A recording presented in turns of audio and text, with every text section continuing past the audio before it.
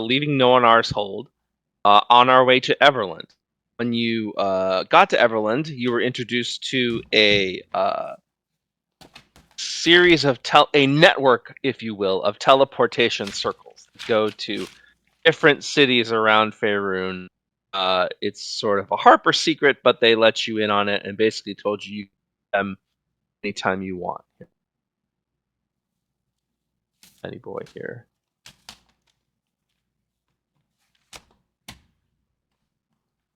Let's see.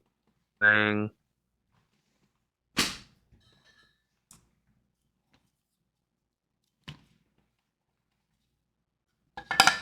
We are starting. Join. Nice bar.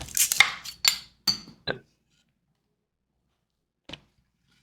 was a gift from a subscriber a long time ago.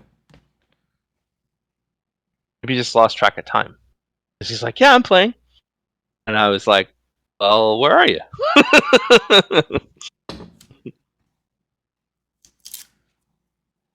Either that or because he's back home, he's trying to... Well, apparently, he says they overbooked him, so he was not even on. He can tell us himself now. Yeah, I am. He didn't even get on a train. Yeah, I am so sorry, y'all. For some reason, I thought that we started at 8:30 because I forgot what day it was. So my bad. No, you're good. No, you're good. Worries. Just glad to have you. Yeah. Happy you're here. That's great. Oh, yeah, as he was explaining, I didn't get on a train. I need to rub it in your faces. Yesterday, when we were doing our one-shot, Luke had his camera on, and I got to see him in the virtual flesh. Wow. Nice. It was very exciting. Very, very cool. He's got a better beard than me. It was not that exciting. I'll say that. It's exciting for me. Fuck you. Oh, wait, I just realized my camera's not on. I may turn mine on. It depends on how needy small children are. Oh no, you're good, bro. You're good. Yeah, no, it doesn't.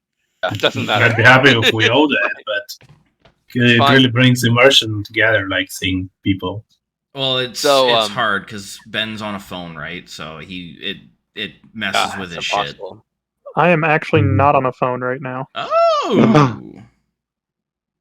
But I don't have a webcam, so it doesn't really matter. No worries. For a little moment, I had hopes that we would all be on camera. Trust me, Ben, I have a very flattering picture in my head of where that voice is coming from. I doubt it if you're going by my voice. Nobody ever looks like they sound, ever. No. So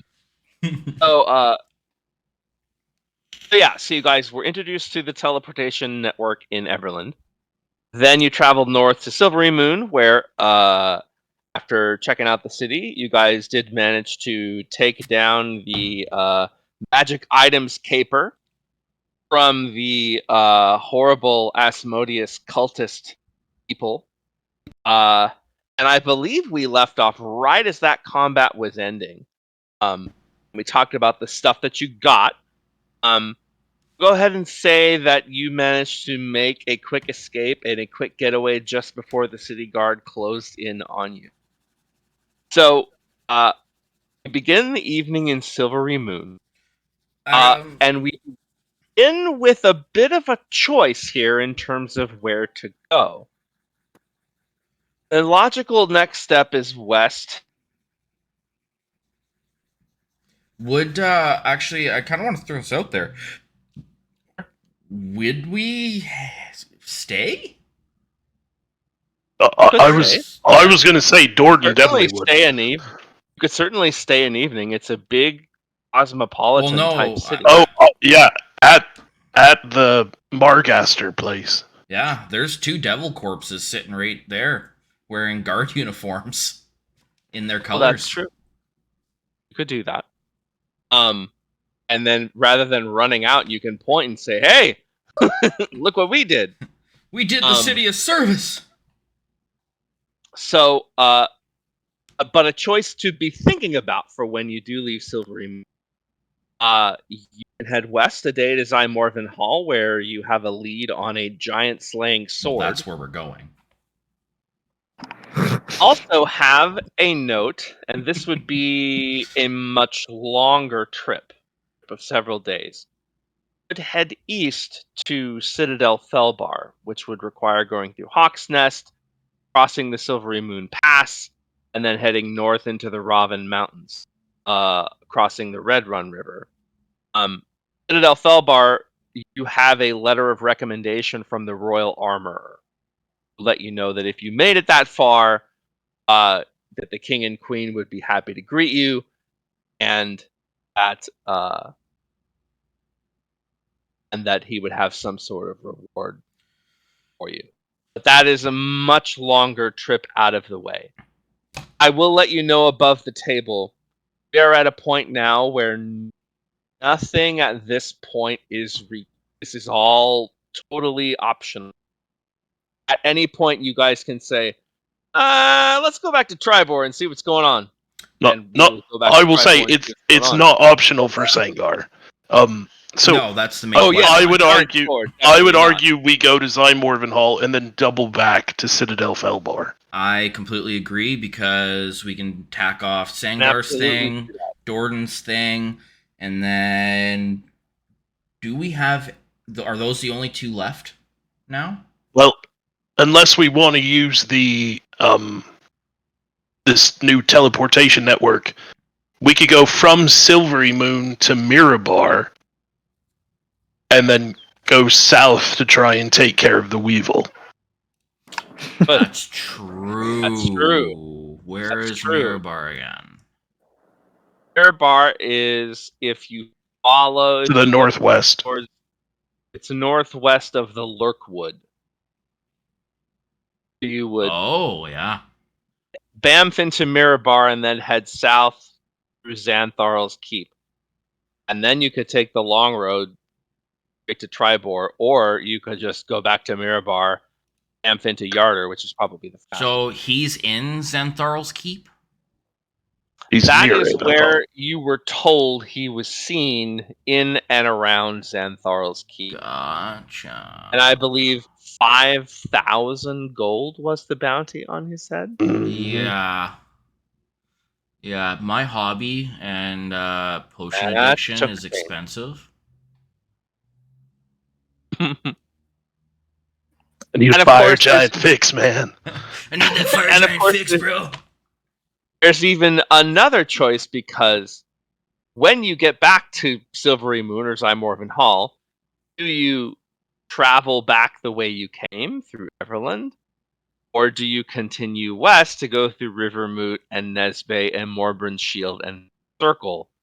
It's basically, from Silvery Moon to Yarder, it's an equidistant to go either way. It's just traveling new places versus traveling old places.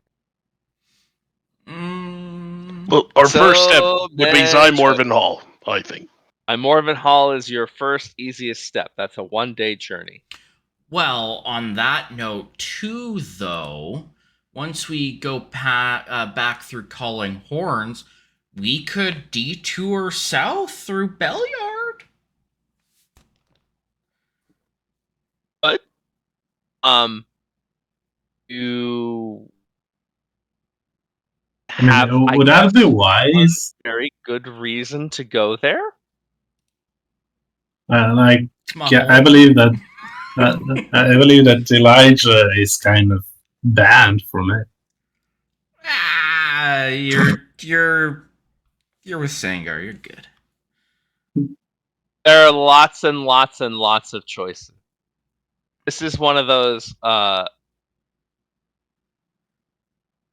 It's almost like we're playing a game where we create our own story. Yeah, it's almost like that. Wait, hold on. Mind blown. Okay, so back to the immediate present. There are devils in guards' uniforms laying dead. There's a dead mage on a balcony, and the city guard is rapidly approaching. Clump, clump. Nobody else is coming out of the manor.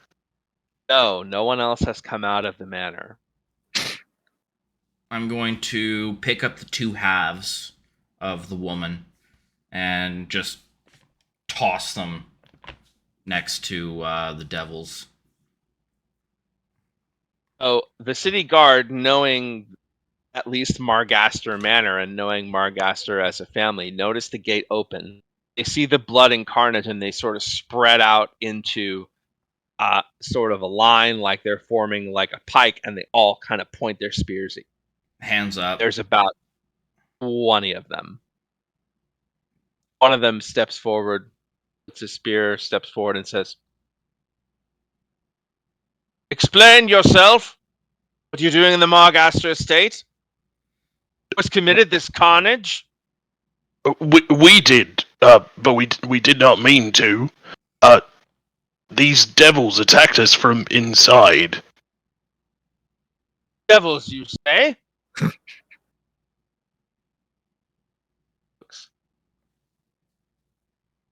I will step down from the balcony. Sort of, his breath catches a little, and he says,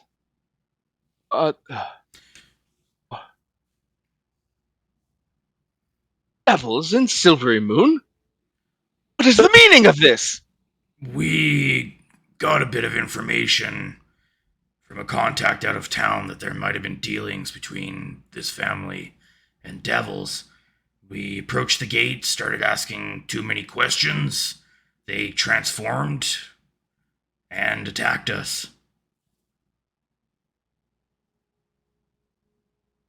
All right,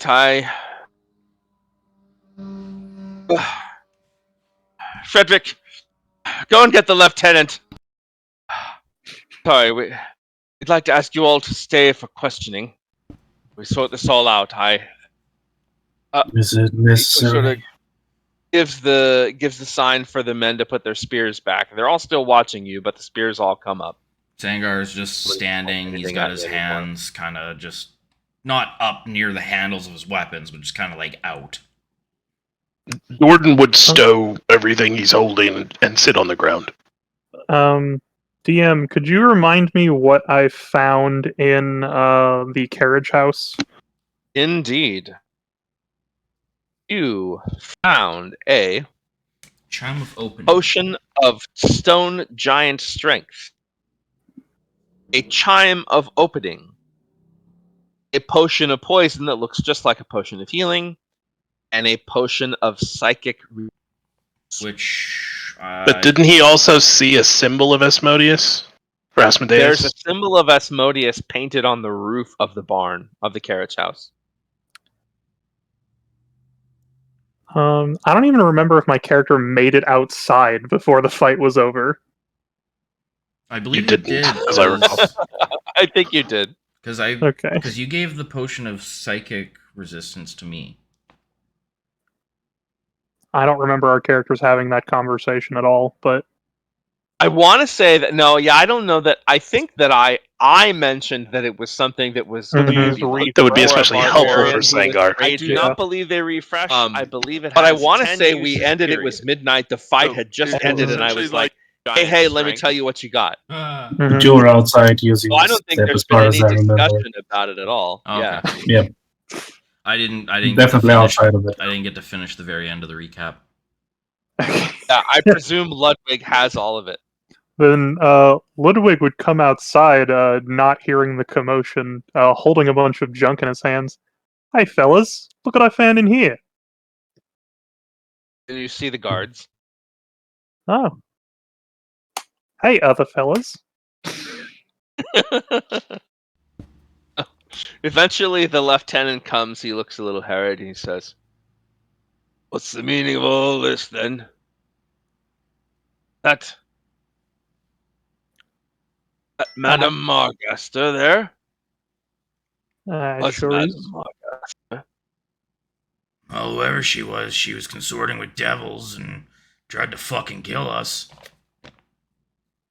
Ah, yes, is that her there? And he'd look at the body on the floor that isn't a devil.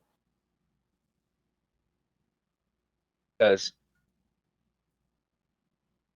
What other evidence have you besides the devils? For all I know, you brought the devils, she killed them, and you killed her.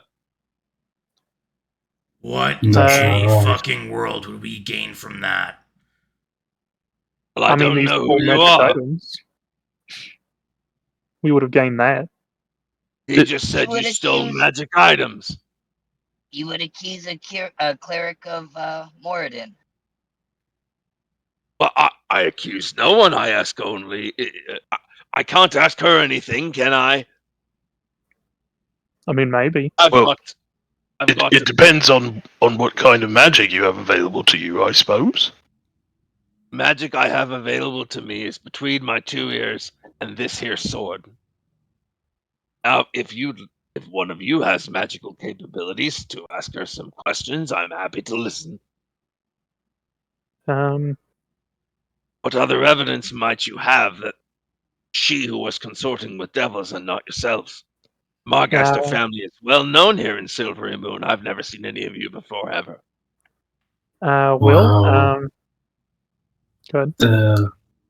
You can clearly see that we have all been severely damaged by our froze abilities. As you can see, my arm is still burned from a frostbite, as well as some scars from fighting these devils, which are freshly open now. If that is not enough for you, then I don't know what would be. There's also this symbol in the carriage house over here. It's definitely Asmodeus, and we shouldn't make it. We What don't even have symbol? the supplies on us to make it. Oh, Joe, over here. Joe, Okay, come here. good. Yep, come here. He walks behind you, looks up. I live and breathe.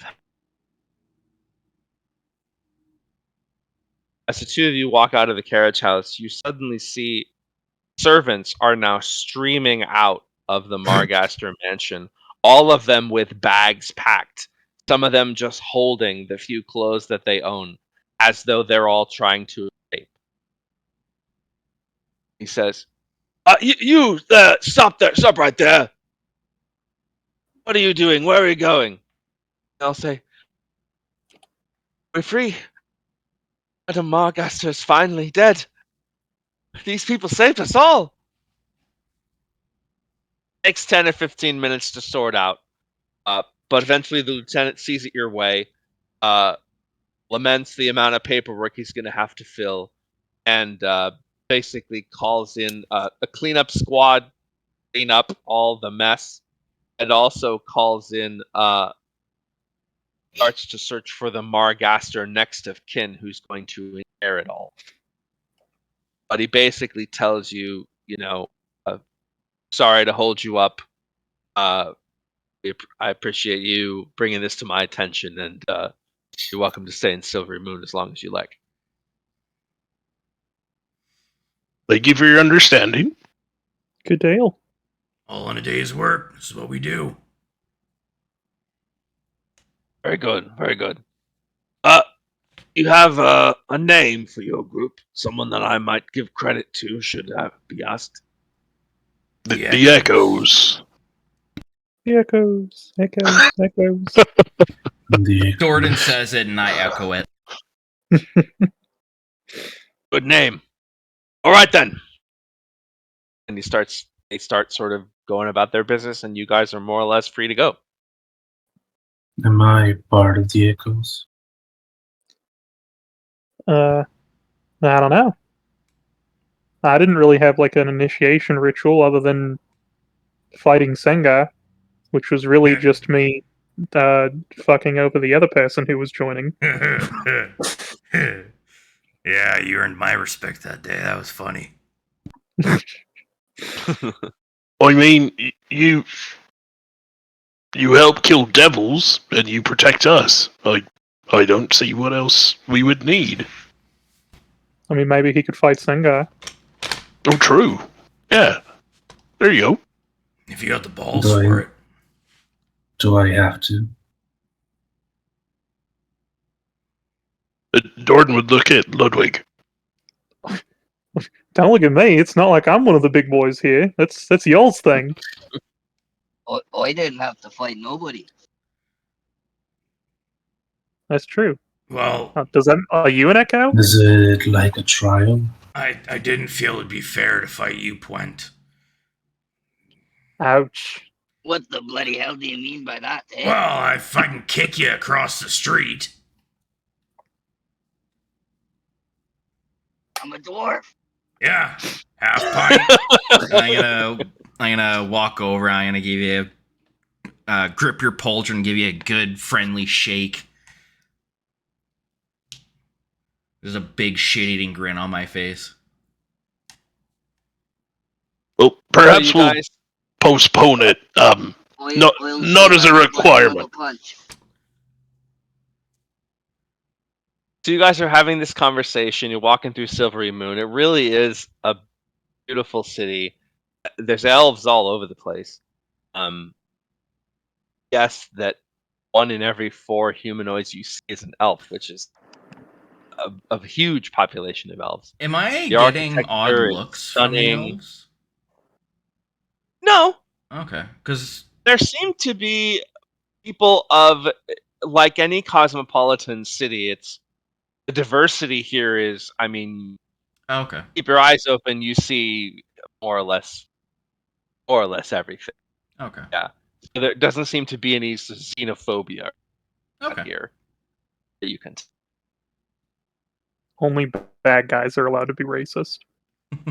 That's right. I mean, depending on how you look at it, the elves or the orcs could be the bad guys. So The bad guys. bad guys. From a certain point of view. Obi-Wan, you're So- sounding like Anakin.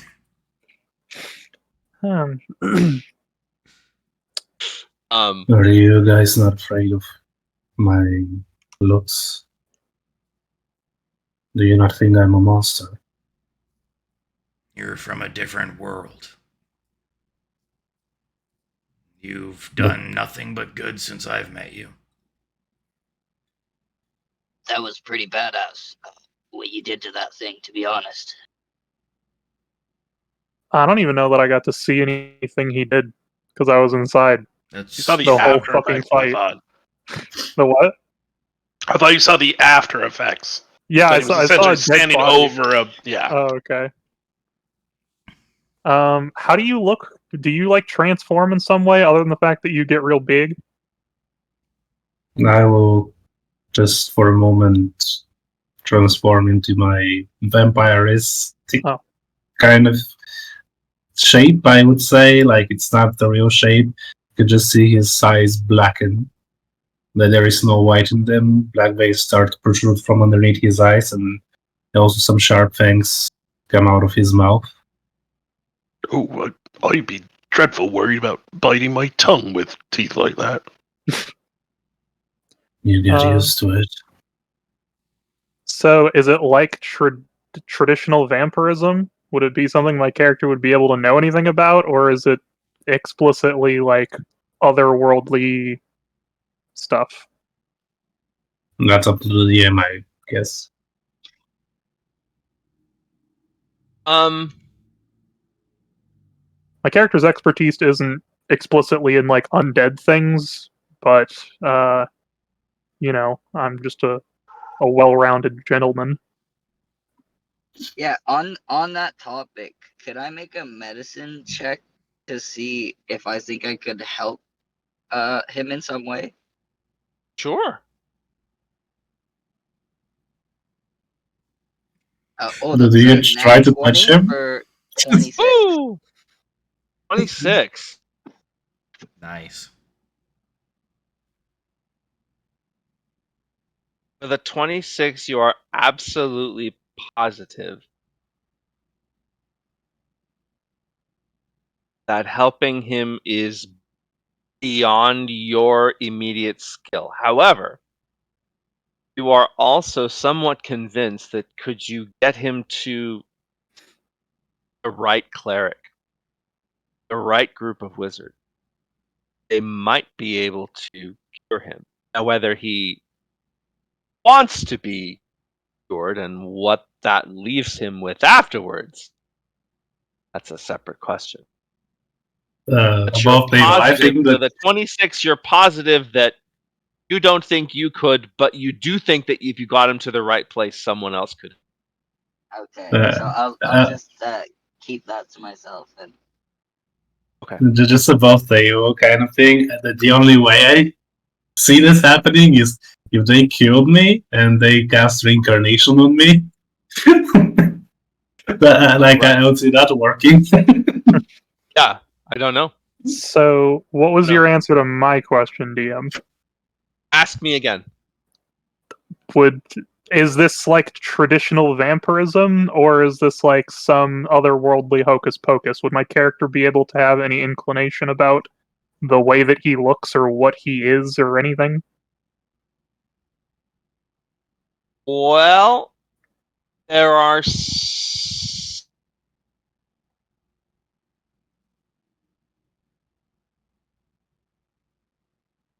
You don't think it's otherworldly hocus pocus.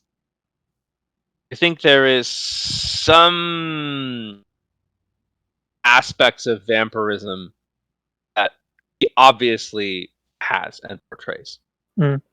However, you're walking out with him in bright sunlight, Mm-hmm. so seems okay in that sense. Has my character heard of a dampier? I guess you haven't. I guess you haven't seen whether or not he can enter a place without being invited. So so there's that. Yeah. So I would guess that I would say you are probably more educated yourself a little.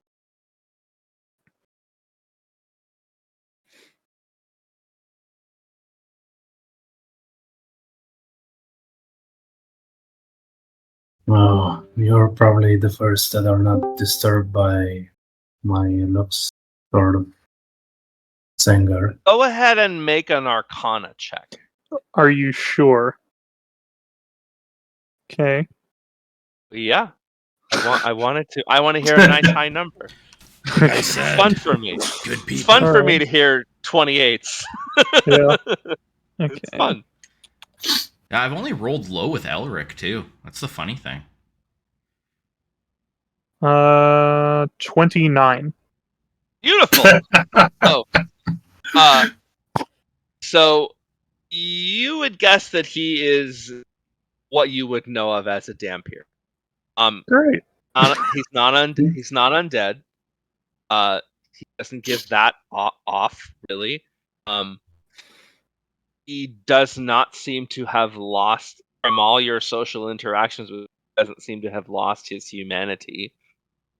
Seems to have quite a bit of self-control over his, what would we call it, bloodlust. Mm-hmm. Have that fairly well handled. So your best guess is probably that he's Dampier.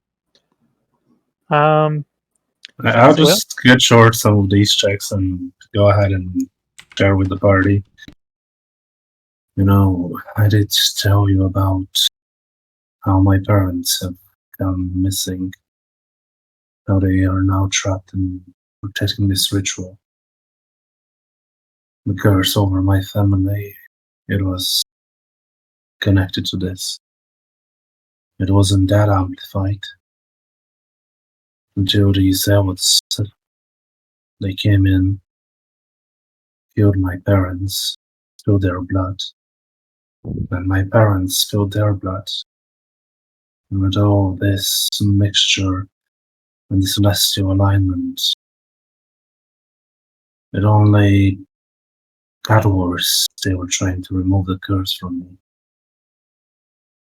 But in the end, they amplified it. As I told you, I did grow up in a monastery, and there I was taught control. I was taught how to suppress my bloodlust. And that is the first time, as I said, other than encountering Sanger, few years ago that somebody's not immediately freaking out seeing me like this. Yeah, well, I've kind of read about your kind a couple times. It's pretty obscure, but you're what we call here a Dampier, I think. It's like you have vampiric abilities and characteristics, but you're not a real vampire, right? No, in my land it's a blood curse. And Sure. maybe it started as one for you too, but I don't know how people like this will survive your world. It's been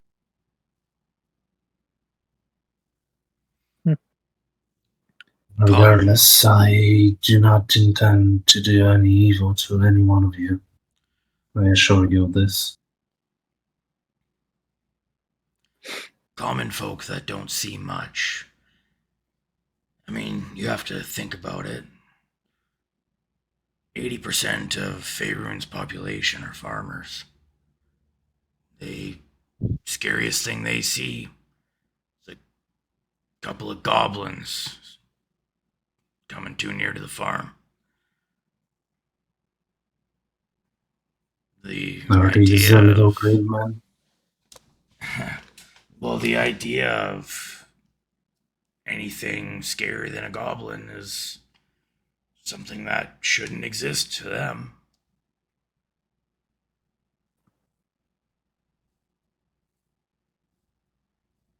They're scared We're of a- ignorance. Yeah, we're a little more seasoned. I mean, we've seen good and bad in all forms, you know. Speaking of Ludwig, I would very much appreciate if you didn't mention that in your journal. I don't want whoever reads your masterpiece to feel different about me. Well, I mean, you already wrote your story in my journal and signed it. Or, well, I guess I wrote it, you read it, and then you signed it. But, if that's an issue, I can remove it. But, I feel like as the story unfolds in here, they'll understand more and more about you and us, right?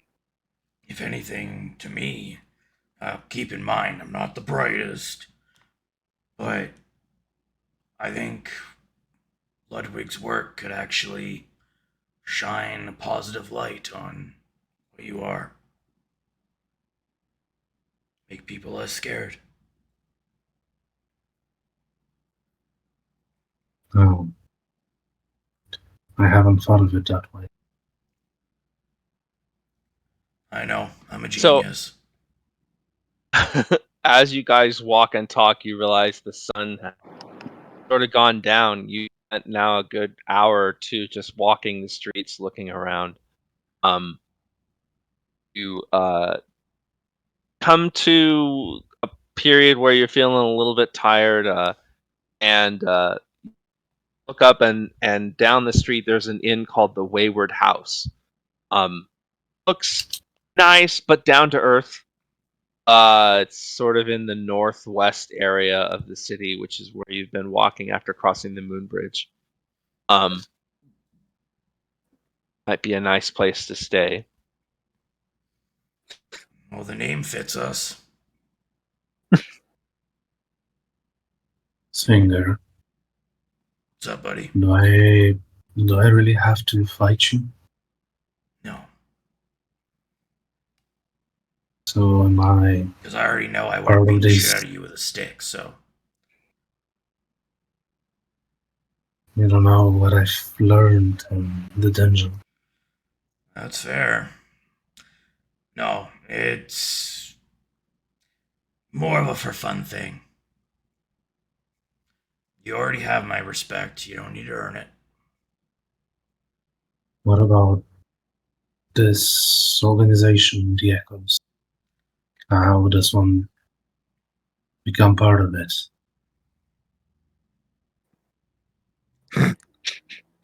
We don't know. I'm gonna leave that one up to the man with the oath over there.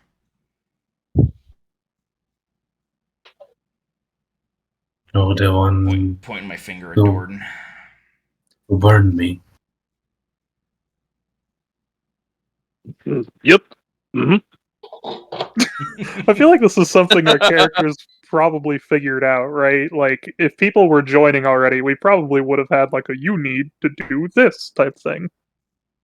Well, you haven't had any like it's one of those things where Galeris has been taking care of it.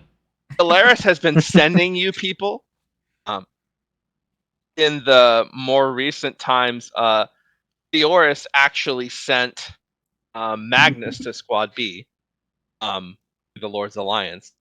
So it seems like the way you become an Echo is like traveling and fighting with the Echoes. Like, I guess I would feel like any of you, but especially Sangar and Dorden, have a sort of ability to say, hey, welcome to the Echoes. I don't think, like, Galeris is sort of a person kind of in charge of the training center, but in terms of a hierarchy, this person is the leader. You guys don't have that.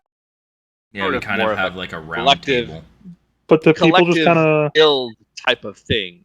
the homies just kind of show up and say, "Hi, I want to kill people for money. Can I join?" Is that like how that works? Well, I think people, I mean, think about how, how did Myra show up there? How did Thauderzur show up there? She heard about it and said, "I want to kill people for money." So basically, you hear about it, and then the Echoes that are there, Galeris included, presumably there's some sort of interview or screening process. But we never really talked about. We never really talked about it. I like the fighting thing. Like, it's not a thing Elijah would like, but if I had to fight someone. Well, and that's the thing. Like, honestly, most of the Echoes, or some of the Echoes, like for instance, Durzo, he was recommended by Gundren, and that's how he came to join Squad B. So I feel like a lot of the people that have joined the Echoes have been either approved by the core that created it, or sent by our trusted allies. I would say that you, especially Sangar and Dorden, but probably Ludwig and Twent by this time, you guys get to just kind of say. Like, if you roll back into Phandalin and say to Galeris, hey, this here's Elijah, he's with us, that's it. Yeah. Do you know what I mean? Yeah, I'm guessing there's I feel like that's the deal. there's like an initiate system where like our farm, and then if people just want to skip the line, we can say, "Hey, they're with us." Exactly. Yeah, like that's exactly right. Yeah. Like, there's people who show up not knowing how to shoot a bow, and they have to get trained up, and then there's people who already know their shit and they don't. Like, that's how I see it anyway. I do feel like we'd kind of weed out a little bit in the sense of like, yeah, you're probably just gonna use the name and what have you and the reputation we've been growing to do some shit we don't want you to do, so take a walk. Yeah. Well, and I mean, just speaking for myself, it's also that, I mean, it's not like all of us who were the original members of the group, I mean, the PCs, all had the same motivations either. Mm-hmm. I mean, Dorden for sure is doing this because he feels like it there's a sense of like community that we can do more together than I could do by myself. But I also know that Whistler could not give less of a damn about that. Yep.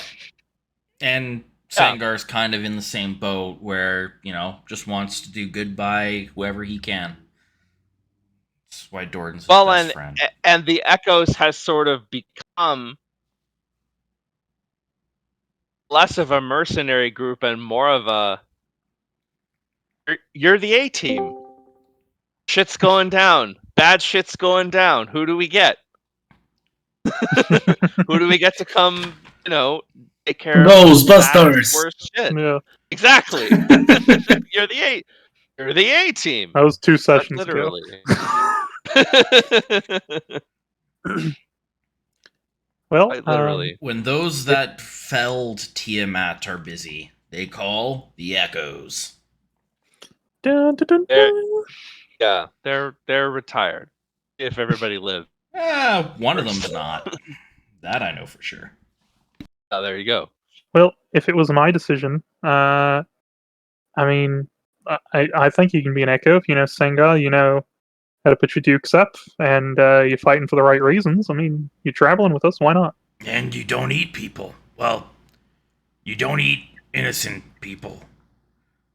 I saw you drooling when I split her in half. Wow. It's not like you could be black on a diet and not look at a steak. Right? Nah, everybody has cheat days. Every day is a cheat day for me, but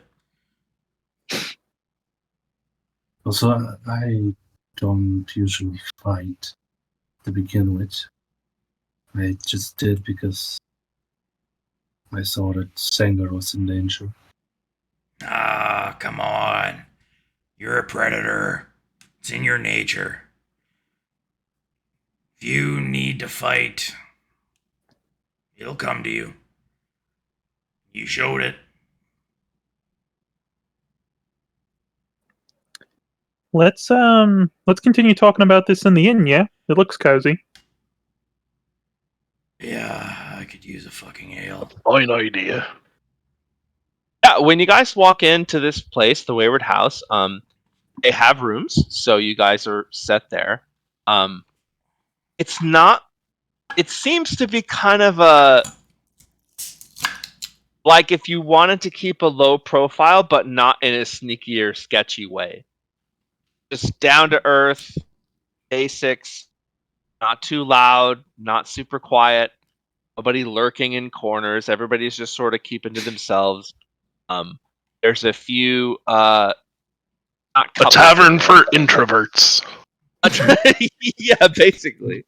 Yeah, a tavern. It's a brew house, but it's on a Tuesday at like 11:30 a.m. So it's nice. One quick Sure, go ahead. thing.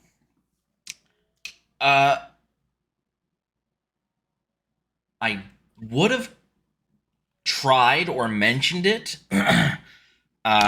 Looking at my coin purse. Well, not looking at it, but knowing how light it is at the moment, and knowing I need my fix when we get back to the other town.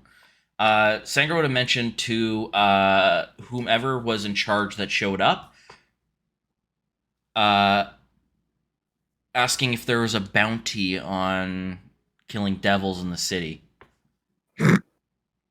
The lieutenant would have told you, well, no, we never needed one before. Might be one now. You're the Echoes. If I ever have a devil problem, you'll be my first letter. Well, I I suppose. mean, that's fantastic, but out of curiosity, our going rate for devil infestations are about 30 gold. Think you would be able to float us a little bit of coin for a few drinks at the tavern? Listen, my friend, 30 gold is about what I get paid in a year. No, not asking for that. We only killed 2, not an infestation. Maybe city could float us, I don't know, 10 gold. Tell you what. You see that castle there? The pretty Go to one? that castle. Yeah, the biggest one in town. Go to that castle and you ask for the High Marshal Methramar Arsume. He's a half-elf son of Illustrial Silverhand. He's the ruler of the entire city of Silvery Moon. You want 10 gold? Ask the man yourself. What was his name again? High Marshal what? High Marshal Methramar Arasume. Arsume. Sounds very And French. he is the half-elf son of Alustriel Silverhand, one of the Seven Sisters, and sister to Belle Silverhand, who is the head of the Lord's Alliance. And used to be married to the previous Blackstaff.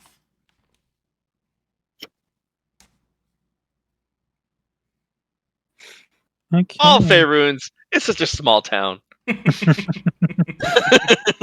Well, isn't because of the divine celestial blood through the Silverhands lineage, isn't she like 900 Silverhands- years old?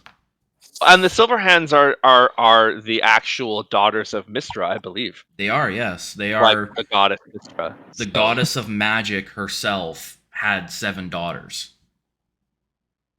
So it would make sense for the leader of this city, would have been likely. Who knows how long he's been in charge? He could have been in charge for hundreds of years at this point.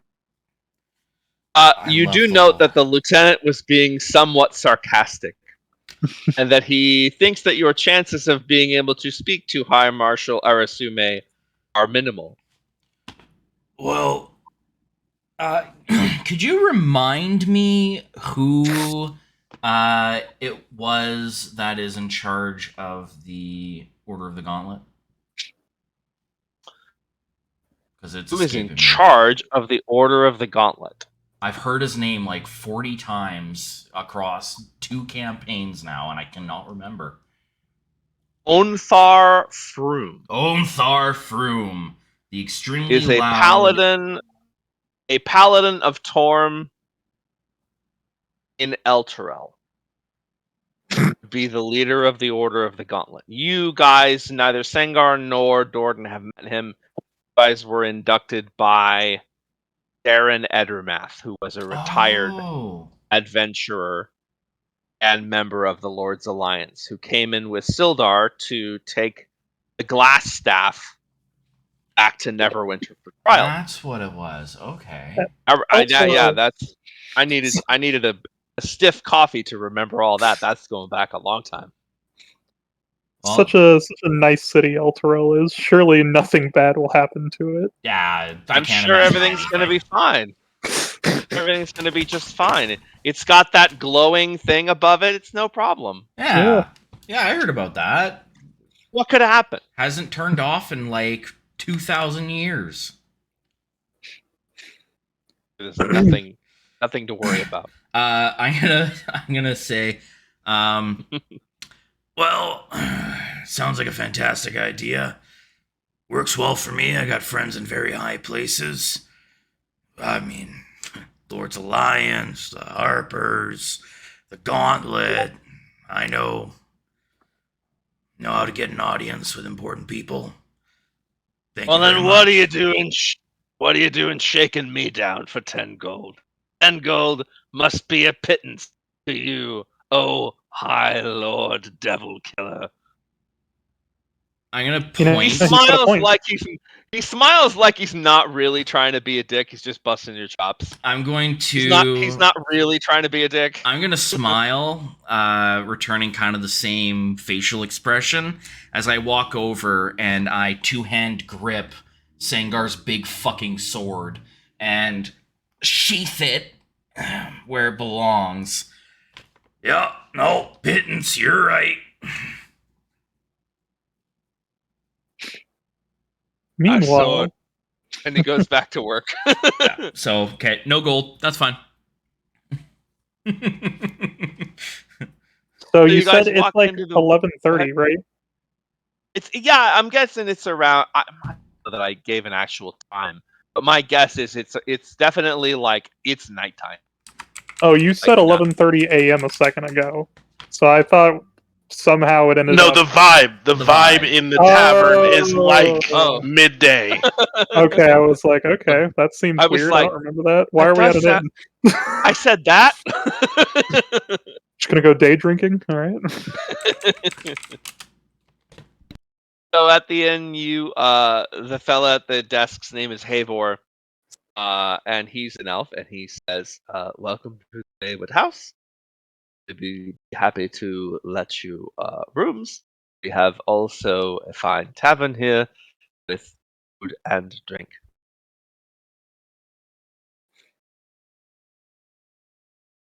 Well, I think we'll take a couple rooms, and then we may hang about the tavern as needed.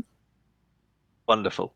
Jalessa, another elf comes up, beautiful, and they're both beautiful, and he says, "Jalessa, would you show these gentlemen to their room? I will prepare your table, and we'll see you down here for dinner in about 10 minutes." Jalessa walks up, kind of shows you your rooms. Again, very nice, well kept. She tells you that she sort of is giving you the little tour, and she says, about 100 years ago, this used to be a very run-down place called the Inn of the Wayward Sages. But as run-down places tend to do, it burned to the ground.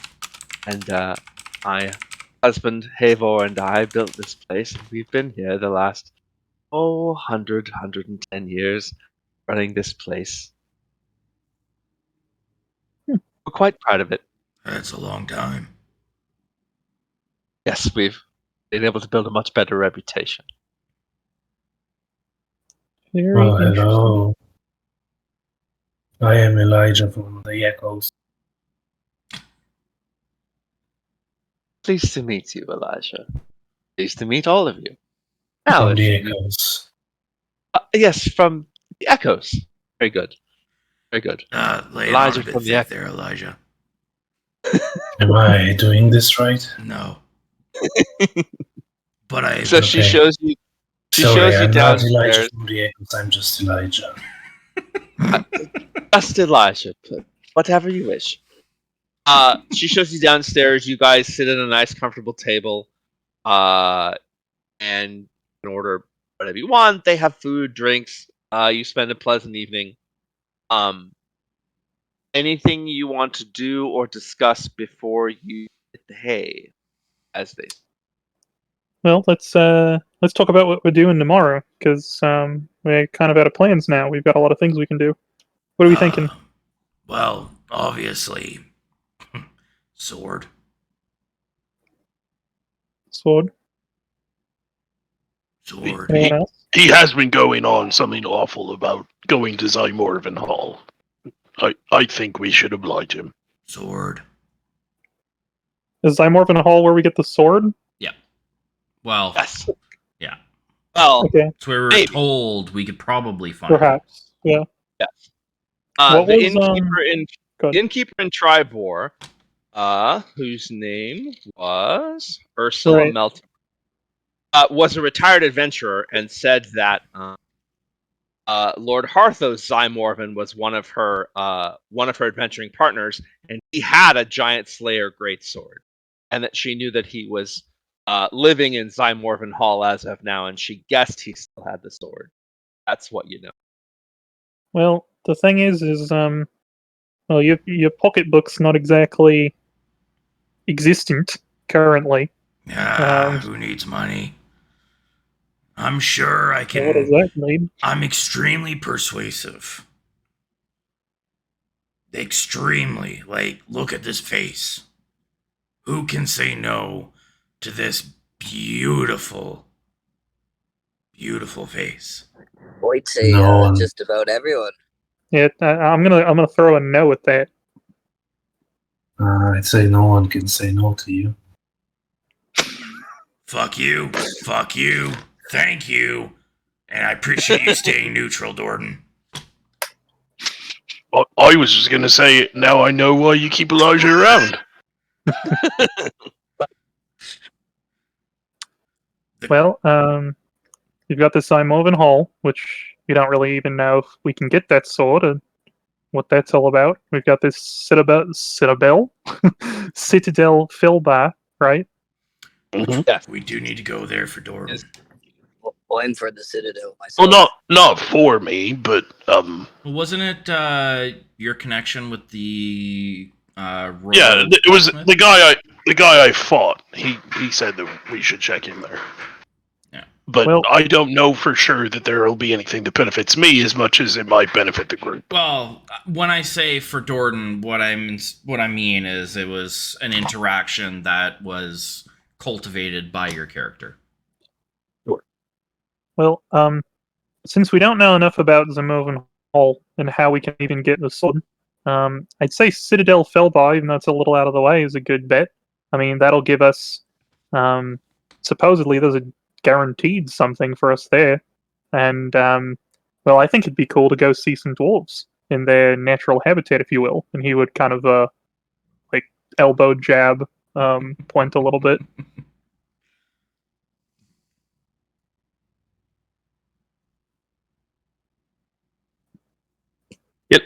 Can I make an insight check to see if Ludwig actually believes that, or is he just trying to rib Sengar a little bit? If I believe what? That we should skip Zymorven Hall. I mean, yeah, you can make an insight check on that. At least to me. I don't know how that's calculated. 14. I don't know. I mean, I wasn't lying, so I'm not making a deception. No, I just genuinely, I don't. Like, the thing is, we've heard that there is a sword there, but we don't know if we can even get it. What are we going to do? Show up and just say, hey, give us the sword? He's probably going to Yes. ask for something.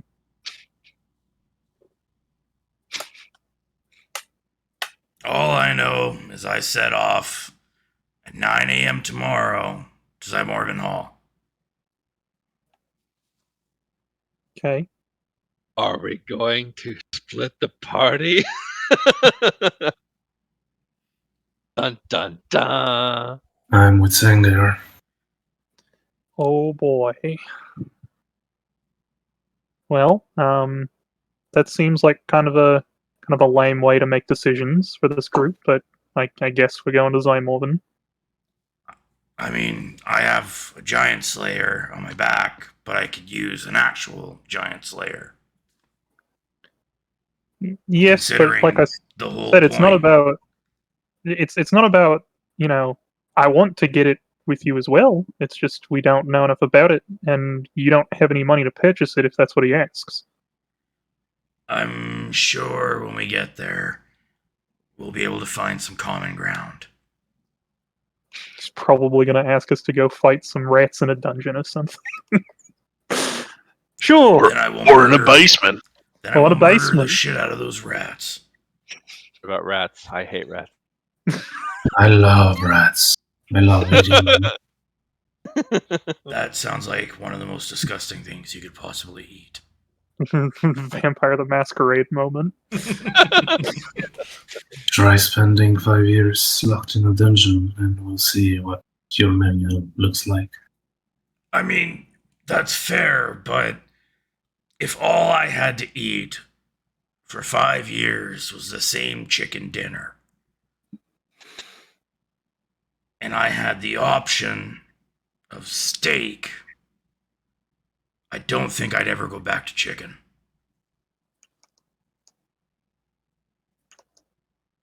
Well, good thing you weren't. Anyways, I would love eating rats. So I'm down for it. Well, I guess since there's not really a discussion, let's just go to Zymorven tomorrow, yeah? I appreciate your cooperation. Noted. So you guys wake in the morning, and get the horses ready, and you're. It's going to take you basically the whole day to ride west to Zymorven Hall. For the early part of the day, the Silverwood is on to the south on your left. There's a wide plain on your right hand. Silverwood gives way to more of the moors. You're following the Ravin Road, which basically parallels the Ravin River. And as you pass the Moonwood at twilight, you come to basically a big crag overlooking Robin Road. You can tell from up there, there's a very clear view of the Evermoors. Imagine there's a pretty clear view of the Moonwood. And there's this keep of mortared stone. It's a high-pitched roof. And outside it, down at the very bottom, are two big wooden statues of wolves sort of howling up at the moon. There's a little branch in the road that heads to the keep. And as you are sort of pulling, your horses and thinking this is probably the place, you see a big barrel-chested, kind of bright red hair, big red beard human lean over and say, "Ah, adventurers, my favorite. Welcome to Zymorvan Hall. I am the Lord Hartho Zymorvan. It is my pleasure, my great pleasure to greet you. Please come in. Open the gates." A little man, looks like a little stable boy, coming. He unchains the gate, opens it up, and he says, "I'll meet you down in the courtyard." Well, this is going to a great start. It's a much better introduction than we had in Silvery Moon. Oh, absolutely. So he comes, and you can tell that he's got. This is obviously someone who was at one point a knight. He carries himself with a very martial way. Gives you each a good, firm sort of wrist clasp as he meets you. He's, my family has defended this keep and these surrounding lands for 4 generations. As young men and women, we adventure, see the world, and when the time comes for us, we retire here to Zymorvan Hall. So it was with my father and his father before him and his mother before him. That sounds like a dream come true, my lord. I consider this a home away from home for adventurers that come by. So come in, tell me everything. I want to hear every story, every monster. I want to hear every single thing that has brought you to my gate. He stomps in. What is he wearing? He's not wearing any armor. He's wearing sort of a red doublet. He is wearing a short sword. That seems to be just habit that he wears. Sorry, not a short sword, a long sword. It is not a great sword. Just a long sword. It's an okay sword. It's an okay sword. Yeah, it's a medium sword. So one thing you notice is that for a keep, there don't seem to be really any guards. You saw a stable hand. He seems to have an assistant who takes notes for him. There's obviously a cook.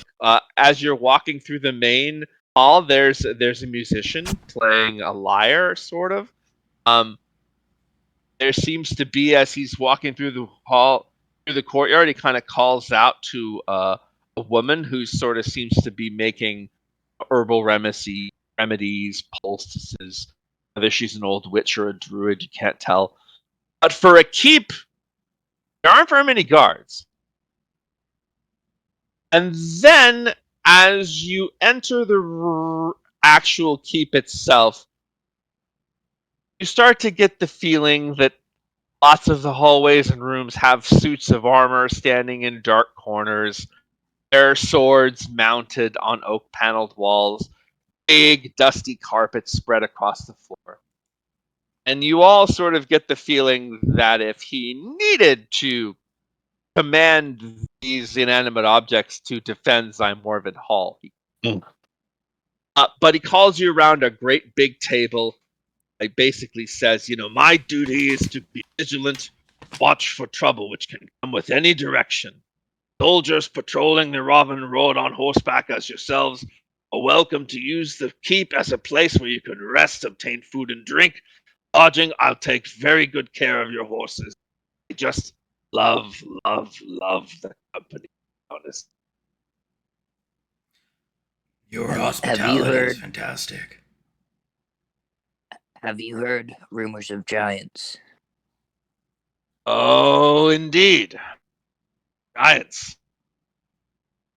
Heard a rumor out west of fire giant. Even heard rumor of a frost giant, which this far south would notable indeed. We in this area have trouble with hill giants once every great while, but these seem numerous as well. So yes, we have all heard the story of giants.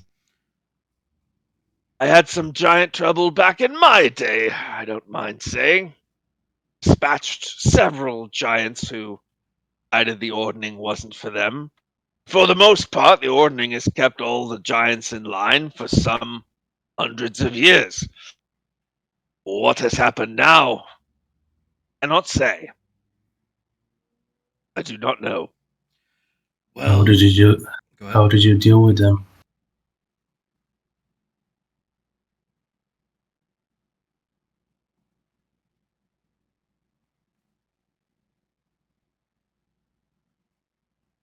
Well, you may not be able to tell. I've grown a bit more about the belly than I used to be as a young man. Oh, I you're was in once perfect shape. You're very kind. I was once well, I was going to say I was once a great adventurer. I'm not sure I ever quite reached right, but we had a nice little troop going there for some time. We fought orcs. Once in a while, I believe we had to fight a drow once. A drow warrior was quite fierce. And of course, your owlbears and wolves most of the time. But there was one time outside of Griffin's Nest, which is west of here, Subrin Hills, where we had some problems with a group of hill giants that come down across the shining white looking for food. And, well, at that time I had special to help me with giants. Slayed them all, I'm happy to say. Oh, Happy to say. they're giant. How could you? Like, I don't mean to diminish your skills, but how could you do it? Like, a man of your size against a Well, giant. it was not certainly just me. It was a whole group, 5 or 6 of us, to take down a couple of hill giants. I certainly did not Did you have believe a I group could have. name as well?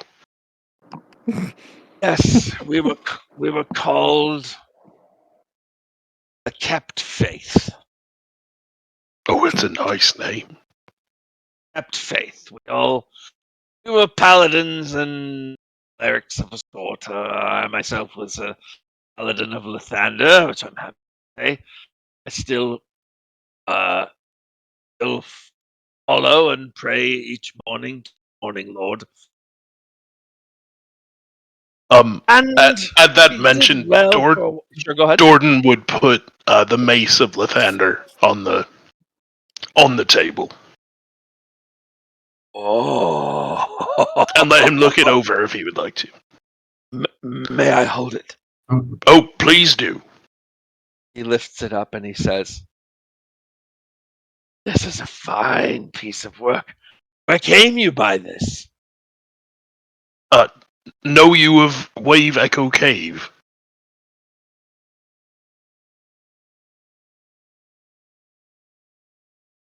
Andelver's pact, isn't it? Some hundreds Aye. of years ago. Yes. You mean to tell me that you were all in Wave Echo Cave? And that's where we found it. Oh, well. I'm This sad to is say a I fine. wasn't at that time. Well, adventuring parties being what they are, always lose a few and gain a few along the way. Your great adventures lie ahead of you as well, Master. Oh, this is a fine piece. Like he passes it back to you. Actually, as a small payment for your kindness, why don't you at least use it for the next 24 hours or so until we leave? You use it how? I hope I have no need to use it. Oh, it is a fine piece of work, though. Perhaps I'll wake up early in the morning and go out in the yard, give it a good swing. I try to do most of my sword training early in the morning. That way I don't expose anyone to, well, what I look like without a shirt these days. Well, if you're ever looking for a sparring Beautiful partner, piece of work.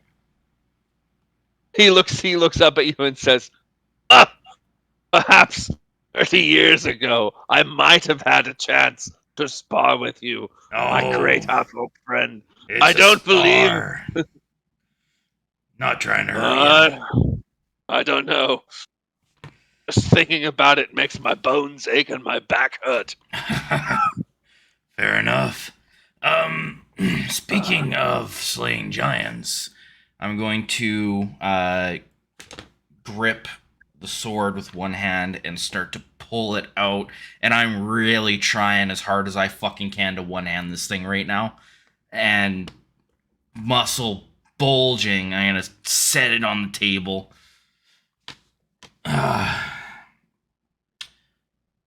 Well, you echoes are quite full of surprises.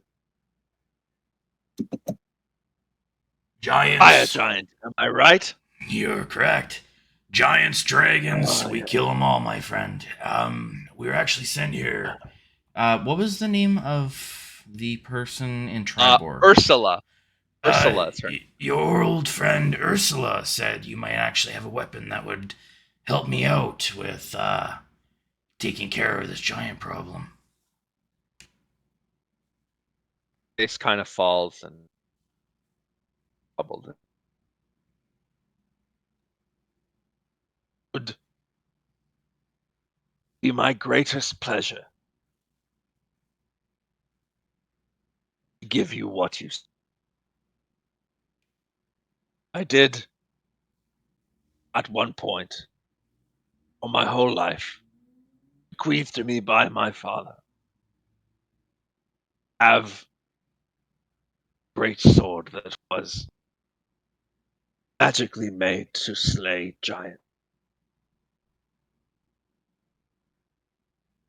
It's unfortunate that sword is no longer in my possession. He reaches over. Sorry to hear that after it being handed down.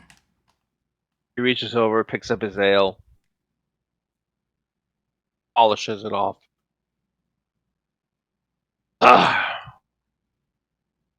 You seem a trustworthy bunch.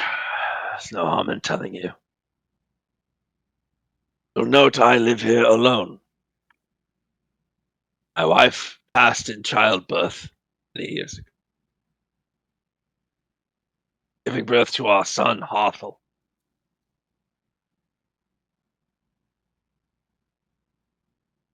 I trained Harthel myself. Expected him to follow in my footsteps as I had my father, Arthand. However, Arthel fell in love with a common thief. One way to. A member of the Hand of Yarta, Female Thieves Guild. If you've passed through Yarta, you've no doubt seen them, if you did not know. I told my son that he could not marry such a woman. That should use himself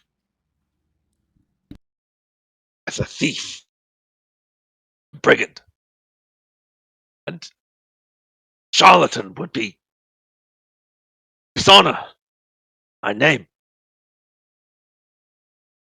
In a fit of rage, I gave him an ultimatum.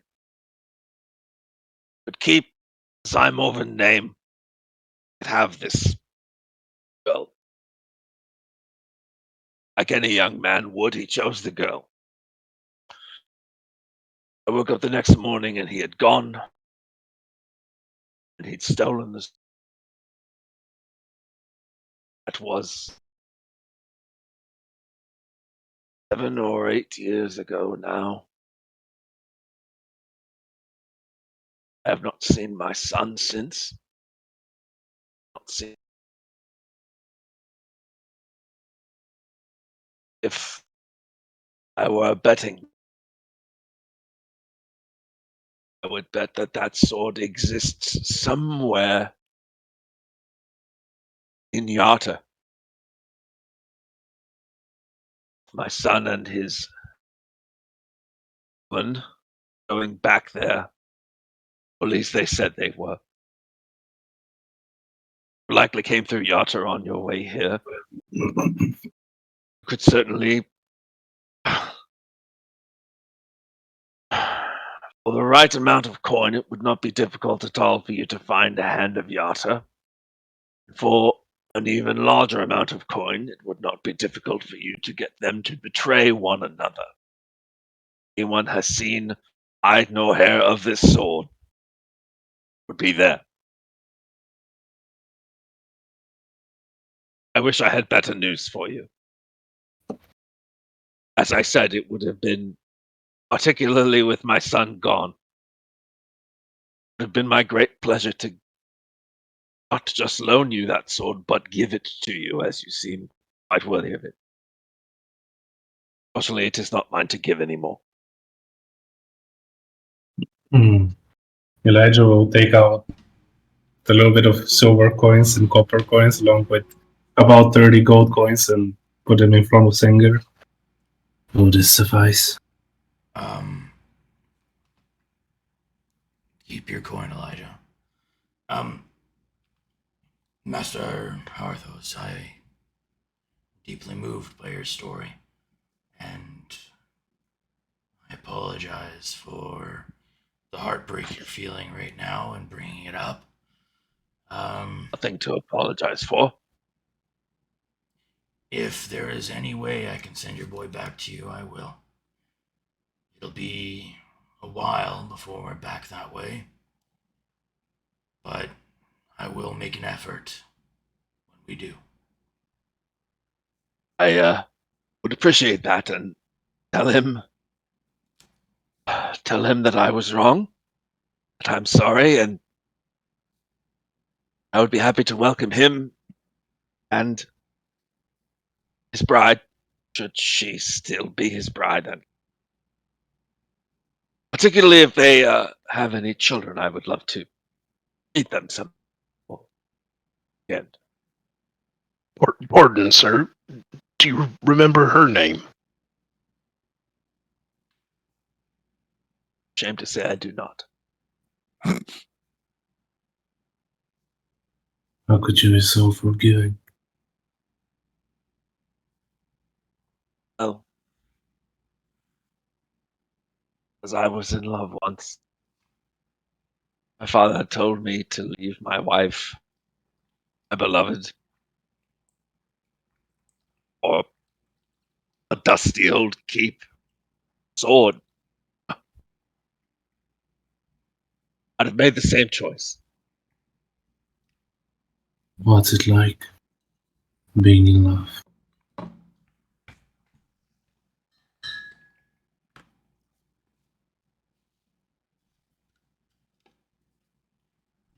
It's like not being able to breathe and not minding. Like,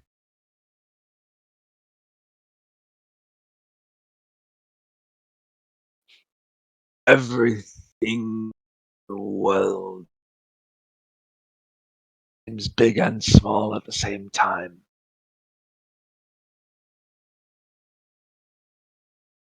And the entire world seems to be in the eyes of your beloved. At least that's what it was like for me. Too right. Not a day goes by that I do not miss her. She was a good woman. The only one Elijah will blush, which would be very visible for his spell skill, realizing that he may be feeling that way.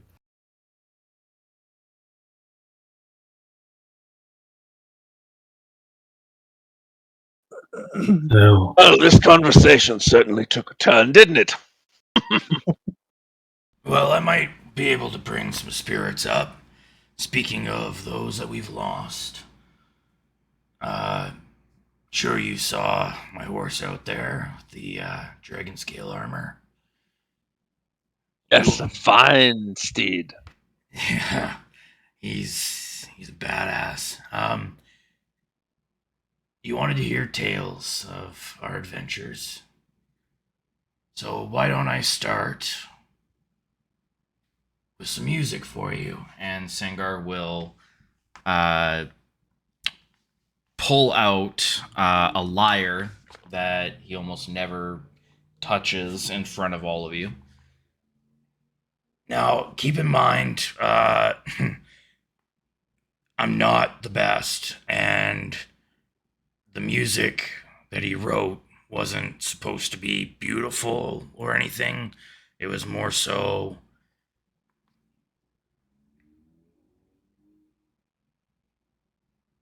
conveying information. We fought a dragon, and our good friend Jules was lost. And I spent some time and learned how to play the lyre in his respect. And Sangar will start strumming and tuning the lyre. And he will begin one of Jules's songs from his from his songbook. There were like actual songs in there, by the way, too. Just Yes. most of it was journaling. Yeah. So he will be playing one of the songs that resonated with him on what he was trying to portray through the journaling.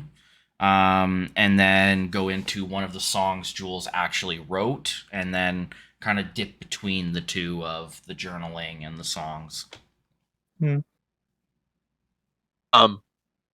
As you play, he pulls out a pipe and starts contentedly smoking. You notice that one of the musicians you saw earlier has come to sort of just in the doorway to listen. Sort of smiles at you. As you finish, they both sort of clap for you. Parthos says, Elijah "What do will you think? thank you. What do you think? You got a future as a bard?" Musician will say, "Oh, not going to lie. Your fingering is just awful. You lose the rhythm as often as you keep. But you have got something many musicians do not have, my friend. But so. He practices." Turns and walks out. Everyone pour one out for the Jules side quest that we will get to in 5 years. For Jules! Yes, one for Jules. At that, uncharacteristically, a bit of liquid. It's definitely not a tear. He doesn't fucking cry. Kind of runs down side of his cheek as he raises his glass of ale.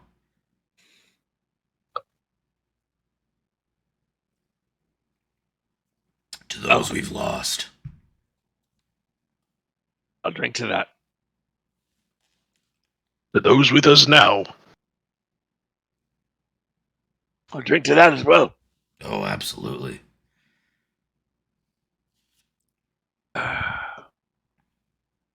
Well, gentlemen, I believe I'm through with this particular day. My keep is yours.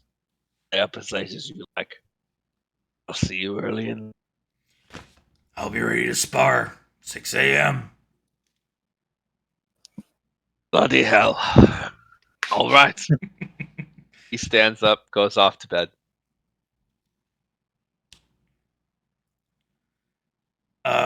I'm feeling things.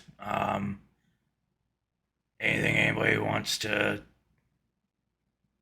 figure out before we leave in the morning for Place that we are going. Well, we're going to Citadel Felbar first, right? Yes. So the location this guy just told us about is in like the opposite direction. Yes. Yeah. Yarder is back the way you came. Yarder is the first city outside Tribor. Yeah. Gotcha. So it will be a whenever you are on your way home, it will be your last stop. And I'm not sure if you remember, it's the one where Whistler tried to go out and steal something or tried to sneak around and somebody caught him. I don't remember. That rings a The bell. lady That's great. the lady thieves That's guild. great. Yeah. Yes. They That's the caught him. Lady Thieves Guild. Yeah. But we do have, that is one of the places on the Harper network. It is indeed. So we could teleport to it instead of having to The travel. Harper Network, is that the HBO Max Yes. competitor? They've rebranded HBO. They just call it Max now. That's true. Yes. Keep doing DM, that. Yes. is there any wilderness around? You are, yes. You are right up against the wood. So it would be probably mile and a half walk off the road. I'm just gonna run to the To washroom. the east. How much time would that take? I don't know. Round trip, probably a couple hours. Hunting included. A couple hours. So nothing like any animals could be found in the area. Like about 15, 30 You minutes are- away from where we are. Well, how do you feel about fish? Because the Raven River is right off the side of the road. So if that interested you, that would be a Fish bit bleed. closer and a bit easier. I wouldn't say it does, but maybe if there were some predators that feed fish, like seagulls, I don't know. Are there any seagulls? Just go rat hunting. There are no That's seagulls. also an option. Like, are there any rats in town? If you would like to go and perhaps see if there's a muskrat or an otter, I would allow you to make a nature check to see if perhaps a river mammal comes by while you are Beaver. by the river. Could I Yeah, use like nice survival beavers, check to what you track need. one? What's that? Could I try to use survival to track one down? Survival or nature, whichever's higher. Okay, Anyway. so that is a natural one. A natural one. Oh, well, you sit by the stream. Half an hour goes by. Fish, fish, fish, fish, fish. See no mammals whatsoever in the hour that you sit there. Very well, then I will just go ahead and use some of my herbs. As a Canadian, I Good. take offense to this entire interaction.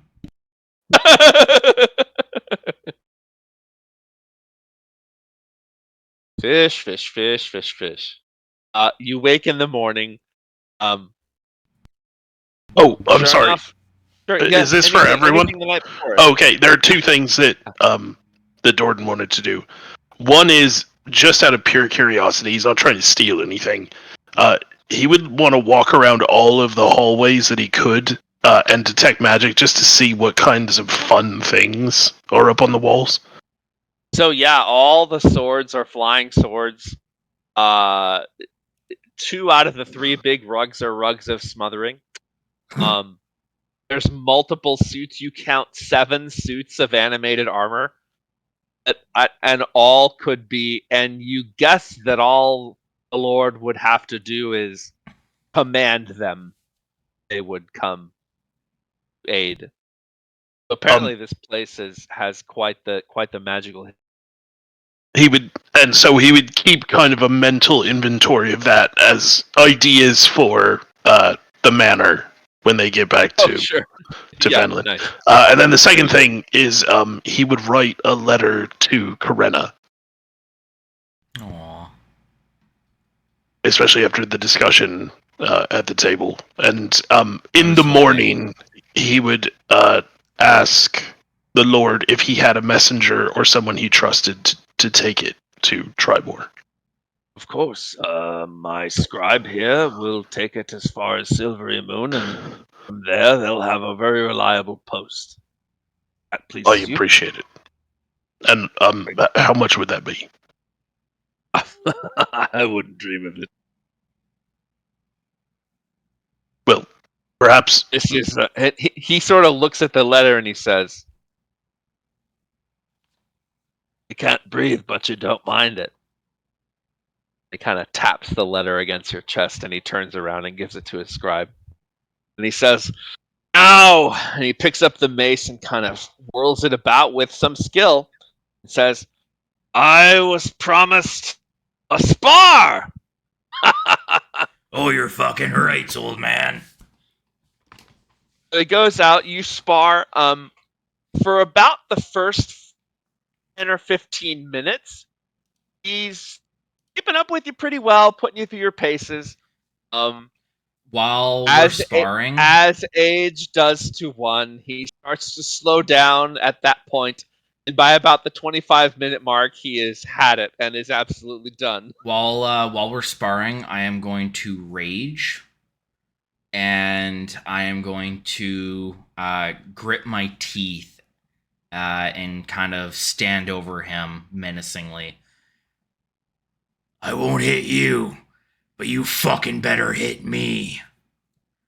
He does his level best to try. He probably gets Lightbringer into your elbow or into your ribs or into a lower extremity, maybe 3-4 times. Most of it you're able to parry away. You are faster than he. I would and be using stronger my and everything. I would actually, in this instance, be using my standard greatsword. Yeah, but he does bang you up a little bit.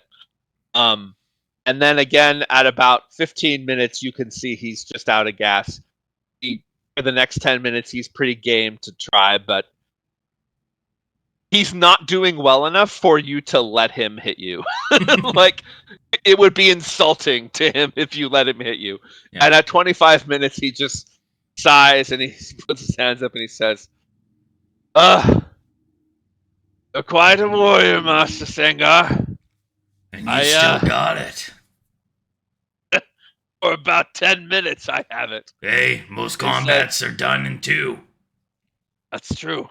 He walks over, hands Lightbringer back to you, Dordan, and he says, "It was a pleasure to wield this weapon. Thank you very much." He goes and wipes himself down, puts a shirt on, and says, "Oh, where to now, adventurers? Where do we ramble next?" It's Zelfelbar, I believe. Oh, had it been that direction? Well, enjoy the silvery... what's it called? Let me make sure I name it correctly. Yes, enjoy the Silvery Moon Pass. You want to watch out. Could be some ogres. The odd knoll attack's been known to happen up that way. But as you get in through the hills, ogres, trolls, just something to keep an eye out for.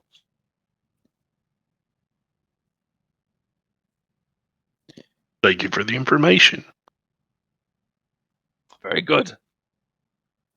May I offer you lunch for the road? We can pack some quick rations for you, some sandwiches. Absolutely. Takes about 30 minutes, and about 9:30, you guys are ready to head out on the road. Without Elijah, apparently. What happened? Where are you? I mean, you said that I fell asleep waiting for a beaver. Oh no, I didn't mean you fell asleep. I meant after an hour or so you gave up. Oh, I thought that I fell asleep waiting for a beaver, so I guess I would be no. falling asleep waiting for a beaver because I thought so. I did it's kind of to what he would do. No. No, and if you did, then Sengar will notice you're gone. No, but they won't leave without you. No, for fuck's sakes, I'll head out to the woods, go grab you. You'll find Elijah sleeping next to the river, I guess. I'm not even gonna wake you up. Just gonna pick you up by the back of your jerkin and just throw you over my shoulder. We got shit to do. Come on. Can I? Oh, Go ahead. Can I roll Ben? survive? Oh, go ahead, Ben. Y'all do your thing, and then I'll say what I was gonna say. I was gonna say, can I roll survival while I'm walking back, real quick? What are you looking for? So 12, 16. Okay. Do I catch or see? Do I see anything while we're walking back? Squirrel, larger bird, something I can throw a javelin at. Jackrabbit. Throwing a javelin. That is a 9 plus 6.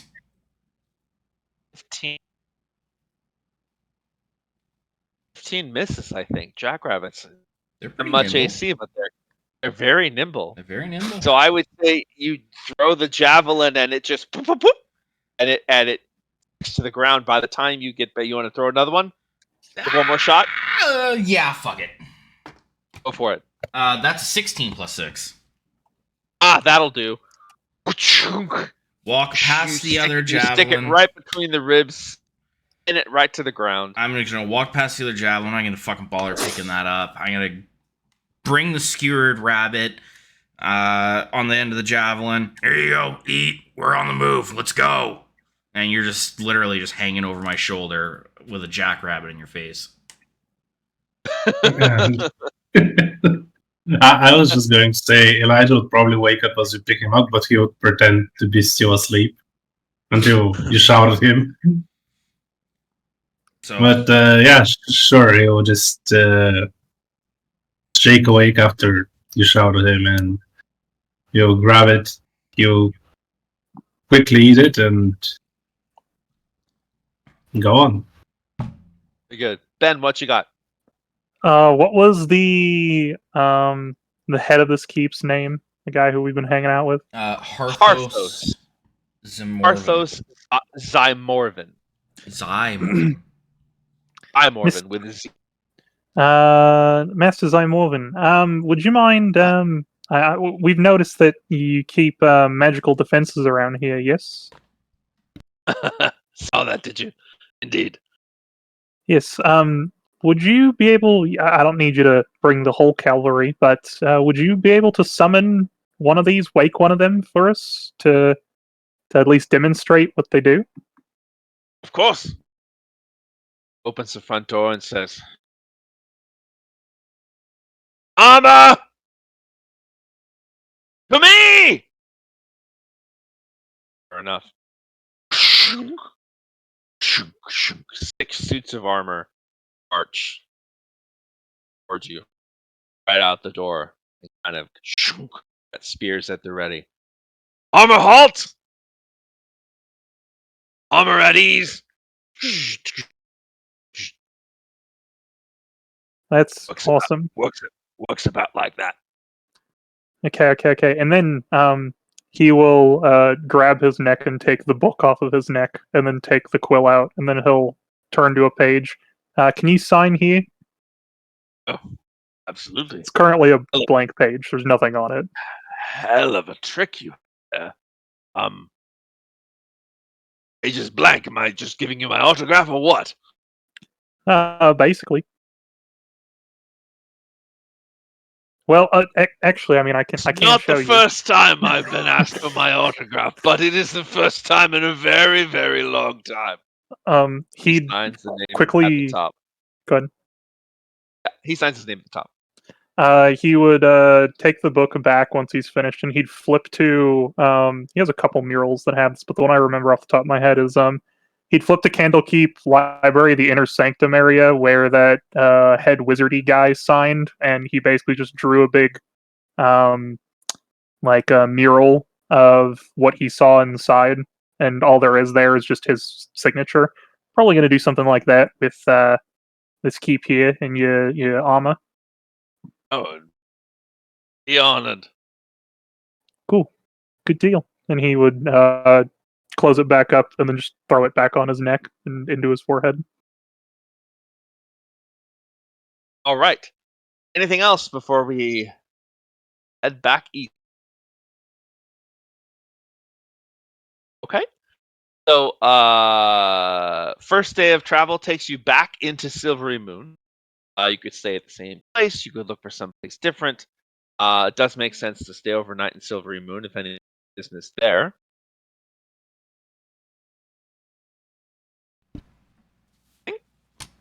Gordon appreciates things he knows, so Very good. he would want to stay there. The innkeepers are happy to have you back. They're a little surprised to see you back so soon. But they have this. Actually, they are able to give you the identical same rooms, and the same table to eat at. So Gordon's nice and comfortable. DM, actually, while we are there, Sure, there is yes. woods nearby. I'd like to go ahead and just try to catch one animal on my own for the next day. Okay. Very I'll good. actually roll a physical die, see if that makes any difference. So, Yes, survival or nature. yes, You choose. it did make a difference. It's not a natural 1, it's a natural 2. I'm terrible at this. Well, you're rusty, and you know you're an echo now.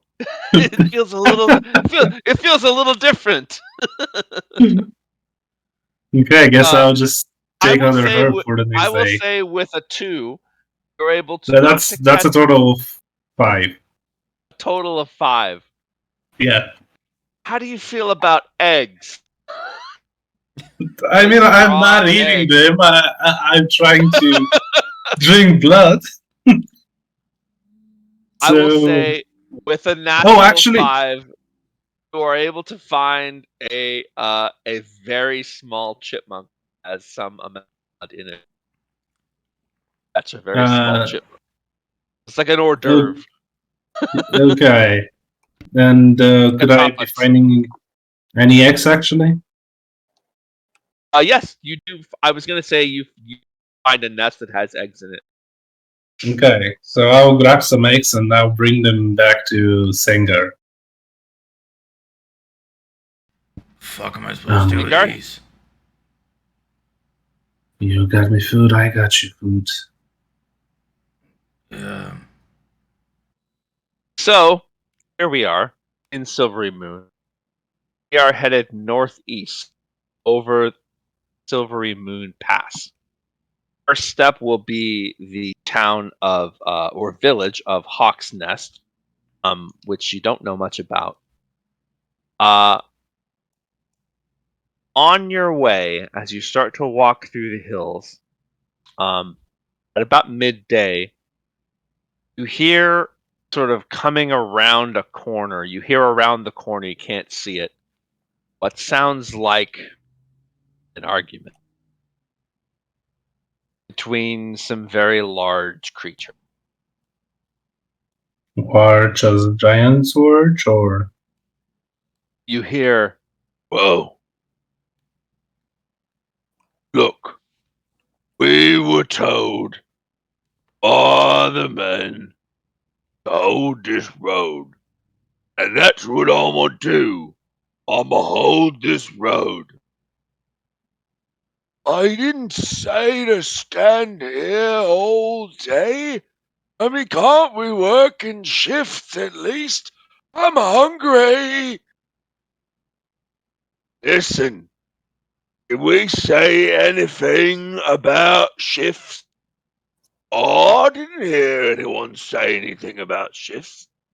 He told the 5 of us to stay the road and hold the road. Therefore, we hold the road. As you guys peek around the corner, 5 ogres standing in the road. Funny word. So they are speaking common. They are speaking common, yes. Okay. It's very broken, sort of, very low level common. But yes, the ogres are speaking common. And it does sound like they've been assigned to this road. I Are went we ahead coming and from the north or the south? you're coming from the north, so set yourselves up over on the north, on the other side of the rock, sort of around the corner.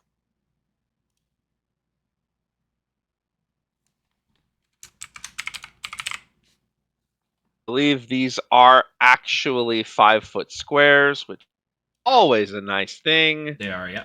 They are indeed. That's always a great joy. Squares actually match.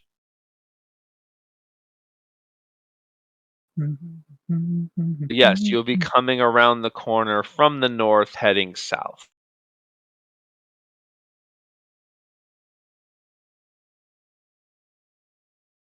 I don't know how to do this on computer. All right. You know what? We're just gonna book. There it is.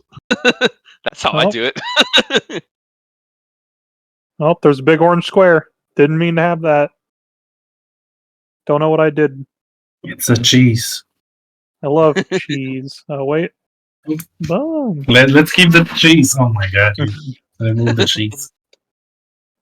Cheese down.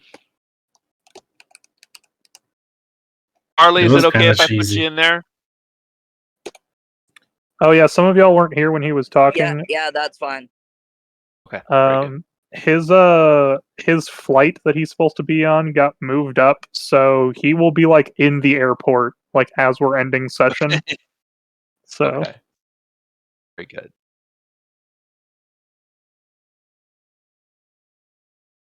The point, I'll do my best to just describe to you what's going on.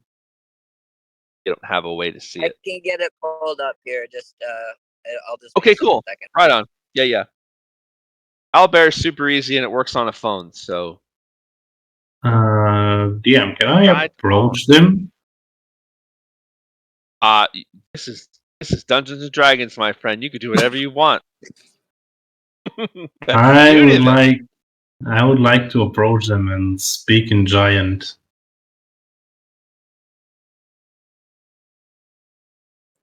Can I move my token? Yes, you may. Elijah, you Okay. sure it's a good idea? No. Good enough for me. As I approach Blind him. as I approach them, I speak in giant. What are you doing here, and why are you slacking? Who said that? They turn and look. Finally, one of them sees who's it. It's that little guy over there. A little guy. I will go ahead and become giant. Sorry, that's a bit too big. There we go. I see that you're not doing your job properly. So which one What? of you is responsible? The 4 of them all point at the one that's been talking the loudest. Now, this guy right here. This ogre sort of steps forward and he says, What do you mean not doing the job? We're holding the road, aren't we? Is the You're road doing a terrible here? job. It's held. Oh, terrible. And who are you anyway? I've never You're seen you not. before. Well, there's a reason for that. I went undercover to see how well you were doing You're doing a terrible job, but... how much do we pay you?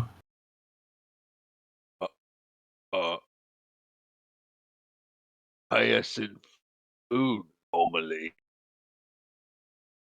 Very well, we'll cut that in half. Cheese. Big persuasion check. Okay. Let's see. A persuasion check. I should be good at those, but I am not very charismatic. So, persuasion. There we go. That's a 19.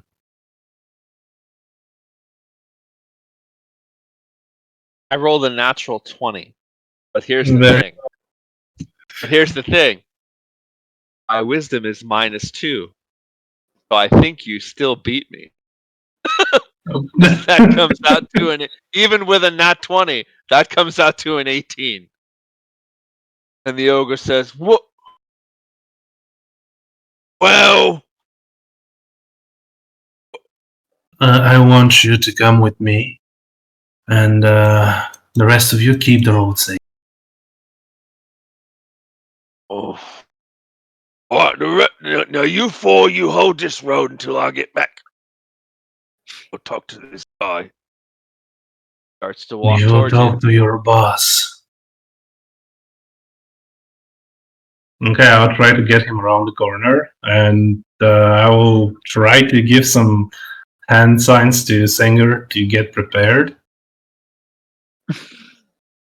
Sure enough, And he's getting close to you. Do they see us?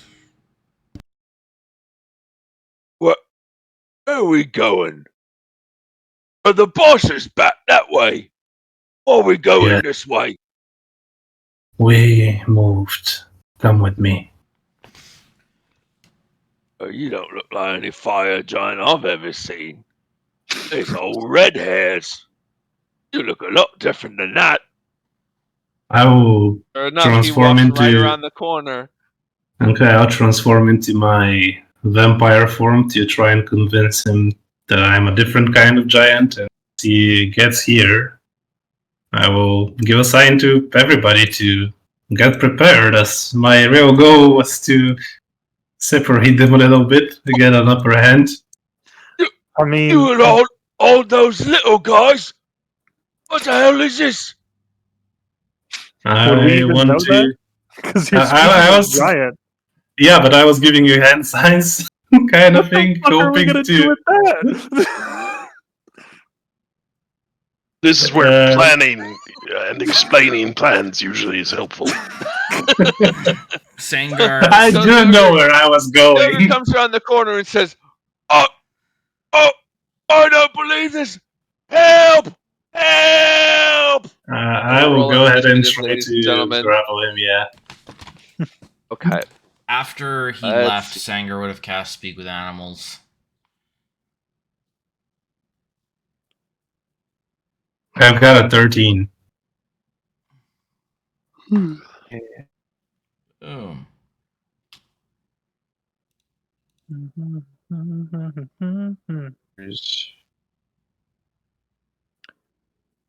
Huge. Ludwig. 9. 9! 9. Yep. Oh wait. Sangar. 17. Initiative. 17. You're on mute. No, we can hear him. 17? Oh, it's me. Yeah. Come back Yeah, in. it's Happens you. every once in a while. 17. I can hear you now. So goofy.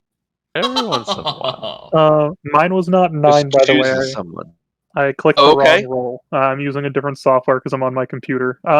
It was 6. Even better. 6. Outstanding. Okay, 17 for Sengar. Dordan? 18. Woo! Jeez, That's out of character. that's not Jordan. Smoking. That's a very good initiative roll, Breathmill. What was your initiative? 17. 17. Very nice. 16, sorry. 16. Oh, 16. DM, may I That's ask good. Now we if don't I have to roll could this. grapple him as he's screaming for help? You can do it on your turn. Yeah. Okay, so no opportunity before that. No, not beforehand. Okay. So, Dordan, you are up. An ogre just walked around the corner, and Elijah gave you a signal to hit him. Okay. So The ogre does have his club out and is yelling for help. okay. So, I think that's Ericor. clear. Ericor has a speed of 60 feet, so I can definitely make it over to him. Okay, very good.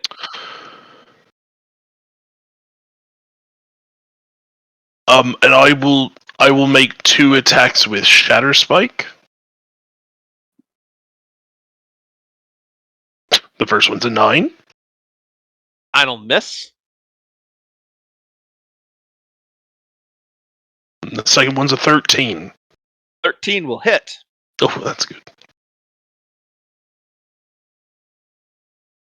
For 7 slashing damage, Right? and I will burn a Divine Smite at first level. Okay. For 13 radiant damage. 13 radiant.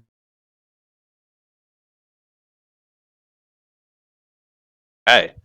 The first swing hacks in, misses, but the second swing hacks into him. You push the smite through him, and the ogre runs out. And that will be my turn. All right, Sengar, you're up. Alrighty then.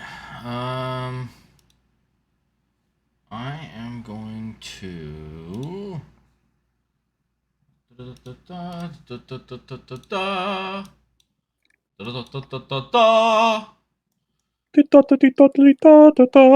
Thank you.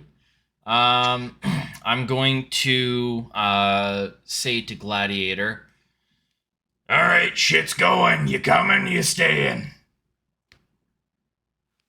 I do have speak with animals on. Oh yeah!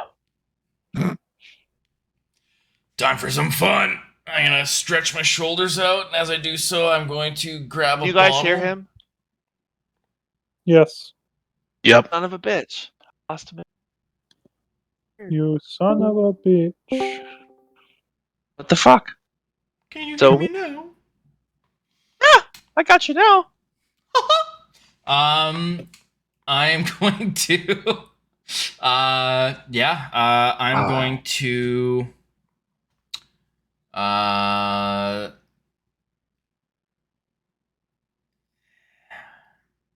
I mean, he can't rage. So I'm going to kind of stretch out a little bit. As I do so, I'm going to pull out a potion of fire giant strength, flick the cork, and bonus action drink it. And as I do Very good. so, I'm going to carry my hand backwards above my head, throwing the bottle behind me as Gladiator shoots forward, and I am going to pull the beauty that I carry with me. So we're gonna shoot forward towards Ogre 1, and I am going to recklessly attack. Oh! So you are a fire giant strength swinging that baby. You are plus 11 to hit. I am. And recklessly with advantage on both swings. Gotta turn that on. That is going to be an 18 and a 7, so 18 plus 11. It's And what was I had that saved, but I lost it. 6d6 plus 7. That's what it was. Thank you. So I'll take those 3 and that one, and so I got 4. That one 5, and that one 6. So as I'm charging forward, I'm going to holler out, You may be big, but guess how much bigger the other guy was? I got this from. Okay, so 4, 4. That's 8 plus. Wait, no, 8. So 2. That's 10.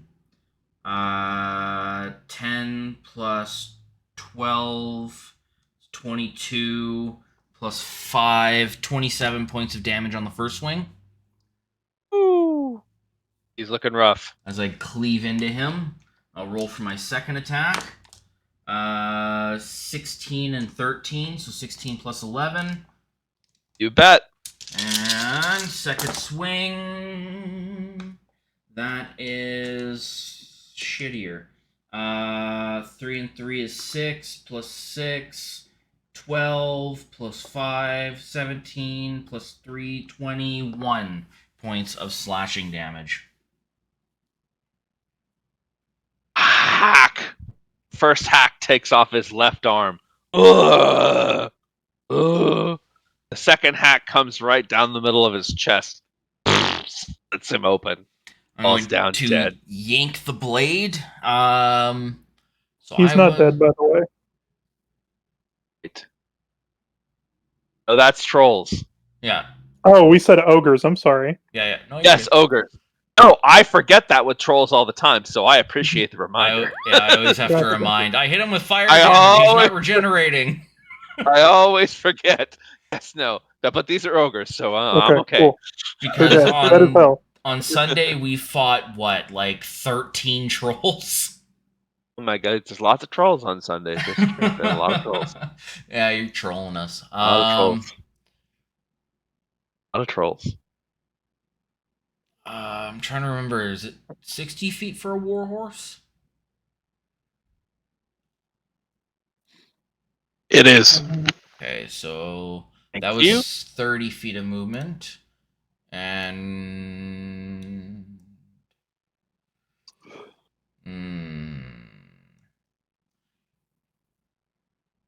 after I cut that ogre down, I'm gonna holler out,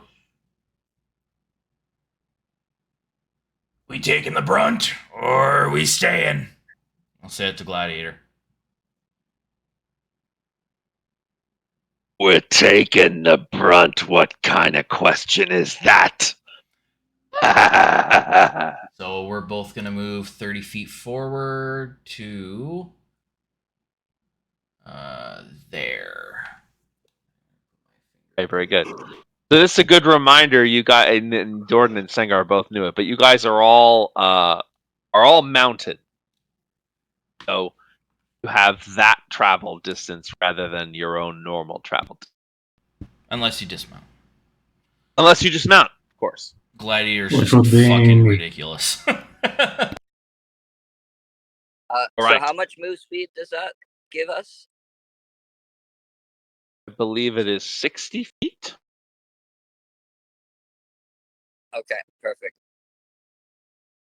I want to keep it simple and make sure. I don't know if you all have war horses, but let's keep it simple and whatever horse you have moves 60 feet. So, Puent, it's your turn. Okay, so I am going to move 60 feet. It'll put me. Sorry, sorry, there. And I am going to cast Guiding Bolt at the nearest ogre. Okay, very good. I believe I'm in range. You are? Yep.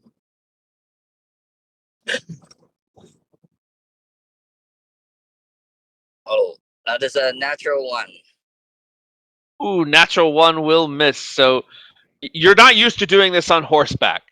So as you ride up, you shoot the guiding bolt, but right as you do that, you hit a little, a little jolt, and you kind of send it shooting, flying up into the sky and away. Turn horse, and that's my turn. Okay, very good.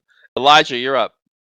I am not on a horse because I wasn't on a horse getting to the ogres.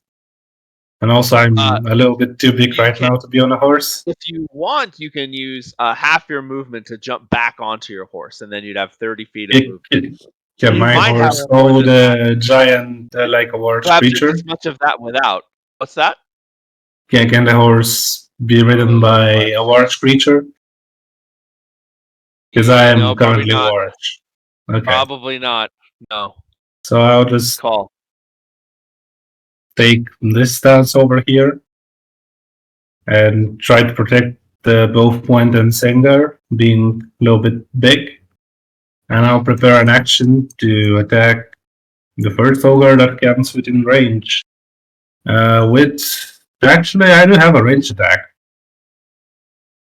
So I might just shoot instead. Okay, very good. So I have a light crossbow. I will go ahead and take it off my back and try to shoot Ogre 2 twice. Okay, very good. 10 to hit. 10 misses. So it actually hits him, but he's got a little bit of hide armor, and so it helps it glance off. What about 14? 14 will hit. Okay, so that will be 5 and 5 for a total of 10 points of damage. Okay, very good.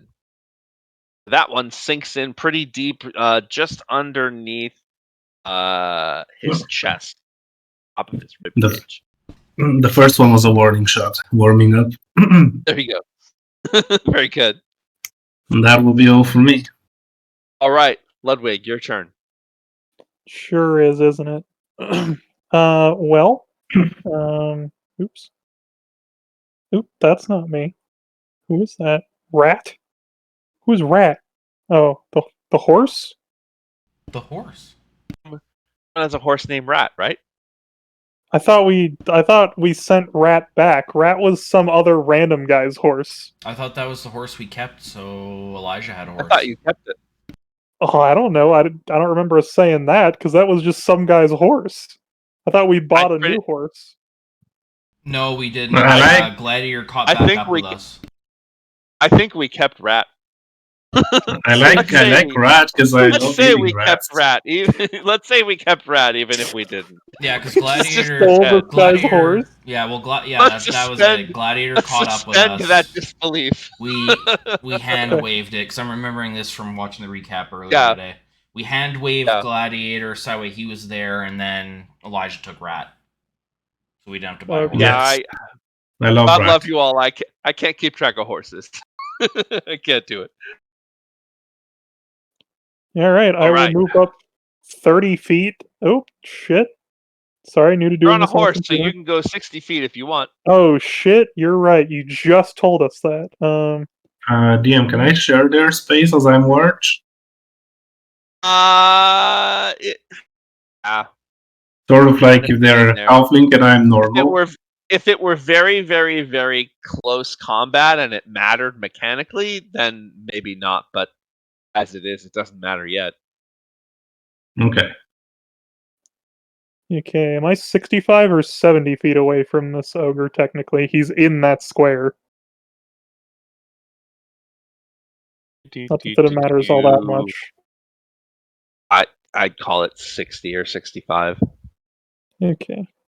We're good. We'll just, boop. We're right there, actually. Okay, I was reading things about an ability I have, but okay. There's only so many things I can do here, anyways. So we're gonna go there. I'm sorry. You're fine. No worries. How far away is Fireball? This spell's dumb. 150 feet. Yeah, it's ridiculous. It's a okay. ridiculous spell. All right, yeah. Then I'm going to. Is this a 20-foot radius, right? So yeah, that should hit. Yeah, all that of gets them, all right? four. All It right. sure does. Yeah. I'm going to go ahead and probably cast Fireball on those ogres, except it'll be Wait, did I not have something at 3rd level that can let me change that? Am I crazy? You definitely have something because you've done it. Oh, this is my prepared shit. Okay. I was misreading something. Okay. I don't want to burn down the forest. So I'm just going to cast it with bludgeoning damage. So dirt will Okay, get very good. ripped out of the ground around us, and then form a giant boulder above me, and then I will toss it at them. All right. What is the DC for their deck save? They all fail. They Probably. probably will. 17. Whew, okay, here we go. They got to roll 18 or higher. Nope. Nope. Nope.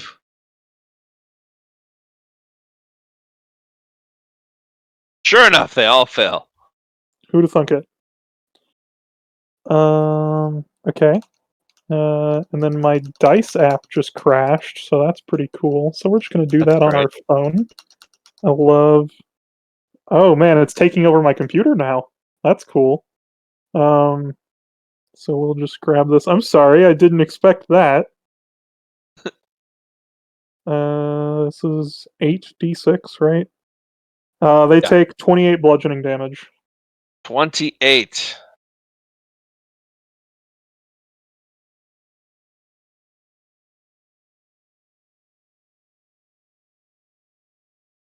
Okay. Very good. And then I'll end my turn. All right. It's finally their turn. They will all rolled lower than a 6. That's a They all bummer. rolled. They rolled a 5. That's a So bummer. let's see. They will travel 40 feet closer. 2, 3, 4, 5. 5, 2, 5. 1, 2, 3, 4, 5. Staying nice and clumped up, of course. They will all be firing javelins at that distance.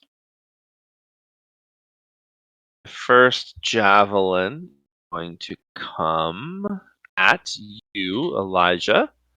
Yeah. And that is a 25 to hit. Yeah, that Yeah, that'll usually do. its characters. Yep, generally. That is 10 points piercing damage as the javelin smacks in. Okay. Second will roll and fire a javelin at you, Ludwig. Which ogre is this? Sure.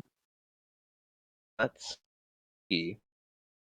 As I just Any? thought at the same moment that he may not be able to do that.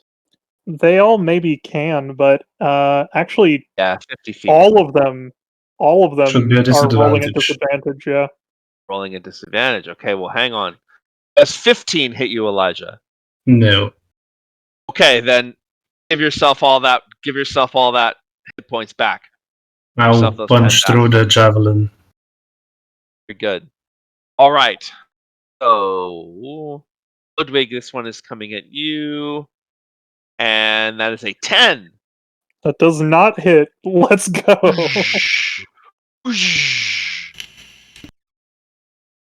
Number 4 will fire at you again, Elijah. That is 12. Nope.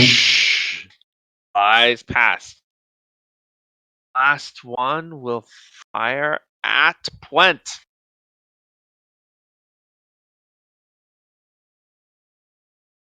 That is a 9. So they all run forward like great Olympians, hurl javelins which land all around you, creating a nice little cage or art installation, but not hitting any of you at all. Yeah, my question: do we consider Sure. this cliff over here a real thing? Could we possibly throw them out of it, like off it? Oh yes, that cliff is a But- real thing. You guys are traveling through. You guys are traveling up foothills and through mountain passes. So yes, in this case, that sometimes that's not. But good question. In this case, Okay. that would be a real cliff. Yes. Okay. All right, so we are back to the top, and that is Mr. Dorden. It is your turn. Dorden Dorden will move his 60 feet. I need to make sure that I know exactly how far that gets me. Dorden and Aragorn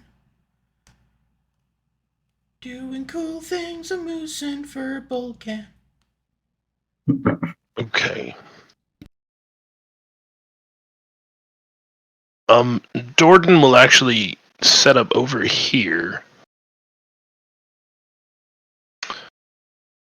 And because it seems to have served him well in the past, he will cast Moonbeam. Okay, very good. And he'll set it, if at all possible, right here.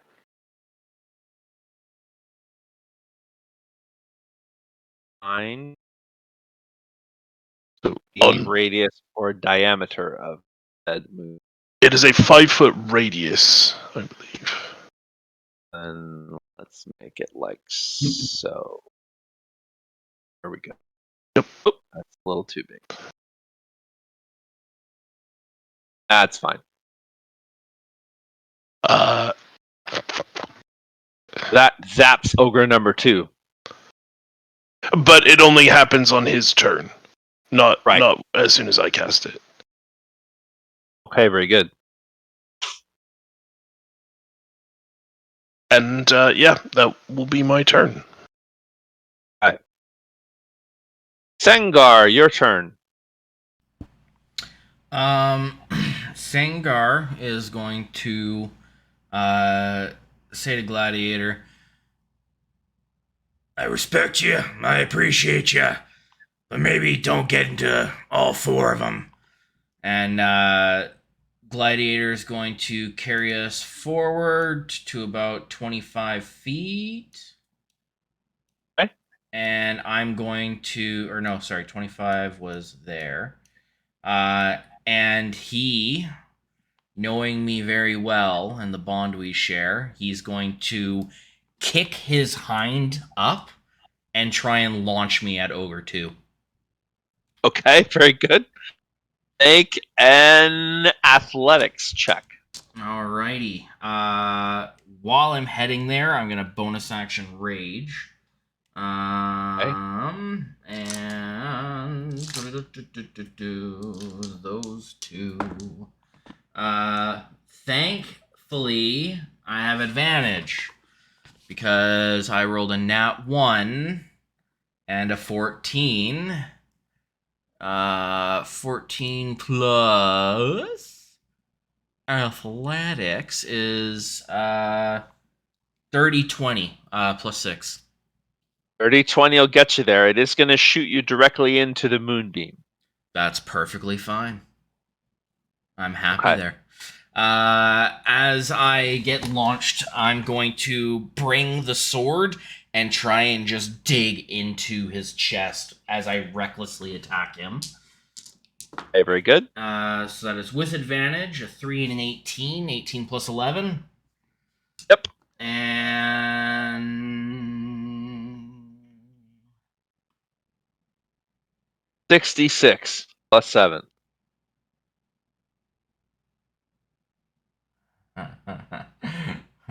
Plus rage. Plus whatever else. Yeah, I'm using it. Okay, so that's going to be 1, 2, 3, 4, 5, 6, 7 as I burn Orcish Fury. Of course you do. Yeah, baby! Yeah, baby. Oh, fuck, actually. Yeah, baby! Okay, 5, 10, 15, 15, 19, 20, 32 as I drive the sword into his guts. You drive the sword all the way through his guts. In fact, the hilt goes a little bit into his guts, as do your hand. And as you yank the sucker out, just dead. Orcish fury getting up in them guts. Oh my god. Yeah. I forgot about that fucking running gag. No, you did not. Yeah. Yeah, I did. I've had a few beers. Yeah, I did. I didn't forget. Did Sengar already take his damage from being in the field? Not yet, no. No, yeah. Take your moonbeam. What's his moonbeam Constitution damage? 14. Save. Constitution 14. Okay, well that fell in the cup holder on my desk. That's a saving throw. 16 plus 6. Save. So you will take 7 radiant damage. So I will take 4. 3. 3? No, 3. no, that's round halved. down. That's halved and then halved Oh, it's again. already halved for you. Yes. He's got rage. Oh, It's that's double right. halved. Never mind. Yeah. Okay, So yeah, 3. So 3. Okay. 3. And it burns so good. So yeah, Sangar's gonna fly off, land there, fuck him up. So I'd be about their queue. Yep. Okay. Gladiator's gonna move his 35 feet and retreat. Now because I was riding Gladiator, do I have my 40 feet of movement on foot? Don't. Okay. So Don't get double movement. would I then have 10 or so? If he did 25, would I then have 15 feet on foot? Yes. Okay. So I'll use the remainder of my 40 feet after the 25. That's 15, right? Or is that Yeah, yeah. Yeah, okay. I'm so 15. bad at math. So 15 feet will get me there. I'm going to move within range excitedly. The guts literally dripping off the blade and my forearms and hands. All right. Who the fuck's next? And I'm going to bring the blade up and try and cleave through the side of Ogre 3. And recklessly. Give me something fun. 14 and 17. That hits. And I lose a d6 because I'm no longer using my capabilities.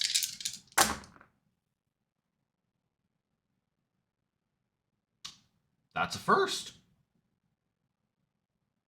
One of my dice landed on the other dice. Okay. So that's going to be 6 plus 4 is 10. Plus 2 plus 3, that's 15. Plus 5, 21 points of slashing damage. Hey, you hack through this one pretty good too. He's still up, but he's looking rough. And I am proudly standing there covered in gore, ready to take on 3 ogres beating the shit out of me. Okay, very good. Went! You're up, buddy.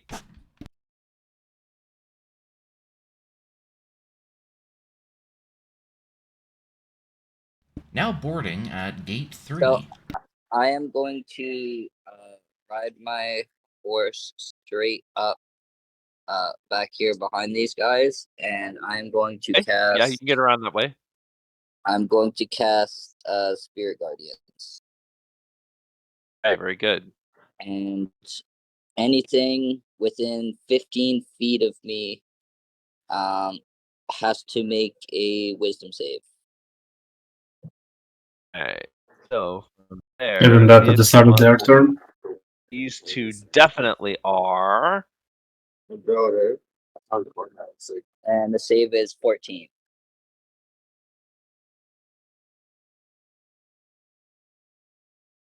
Yep, they all are. All Is 3 that of them. Con or Dax? Wisdom, he said. Oh, wisdom. Let me see. Let me. Sure Isn't enough, that at the start of their turn as well? wisdom 'tis. I think he does damage when he first casts it, and then if they end their turn within it after that.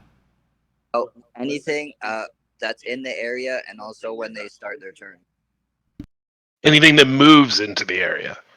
Yeah, so it works like Moonbeam technically. So wisdom 14. Nope. Nope. Nope. Nobody makes it. I never make a save.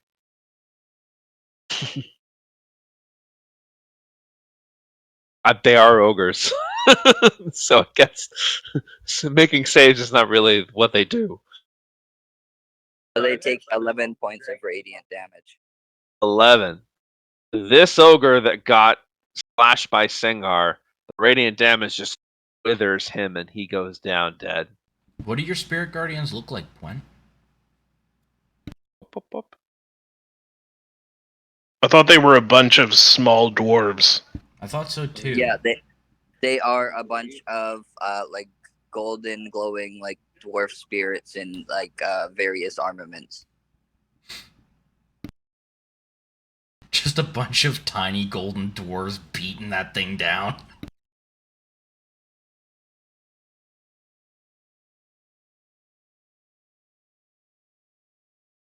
Right, very good. Anything that starts its turn there in that area has to make a save again. Save again. Okay, very good. Oh, it starts its turn, not ends. Yep. That's awesome. All right, Elijah, your turn, buddy. Okay, so basically I am going to dash in to here. And I will go ahead and try to hit the ogre with an action surge.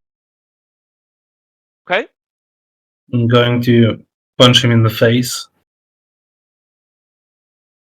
That will be an unarmed strike for a 20 to hit.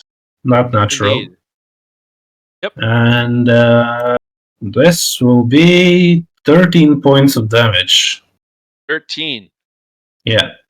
His face just crunches in. He's up, but just barely. I will use my bonus action to try and grapple him. Okay. So I will have an athletics check against his athletics or acrobatics. I have advantage on that, so that's a 15, which is not great. Rolls 14.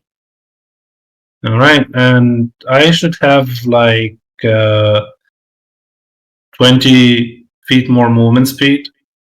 Okay. I will try to drag him 10 feet back. Okay, yeah, you've won the roll, so you can do that. I will just drag him over here. Go. And then I'll punch him again. Okay. Let's see. Yeah. And that is an 18. Since I have advantage by grappling him from my other feet. And that will be 9 points of damage. 9 points. That's enough. The second hit smacks him in the exact same spot as the first one. You feel the bones in his face just crumble underneath this, and some of it seems to have punctured his brain. His eyes just roll up and he just gags into your arms. Dead.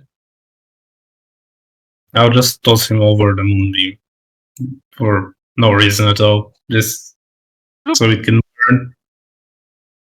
As he's already dead, doesn't matter. Very good.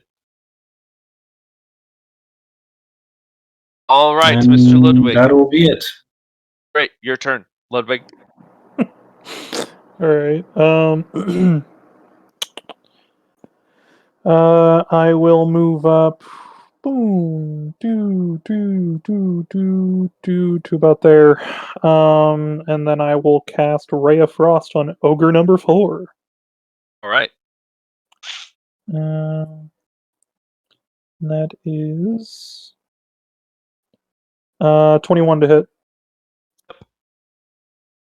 Okay, and that is a full 16 frost damage.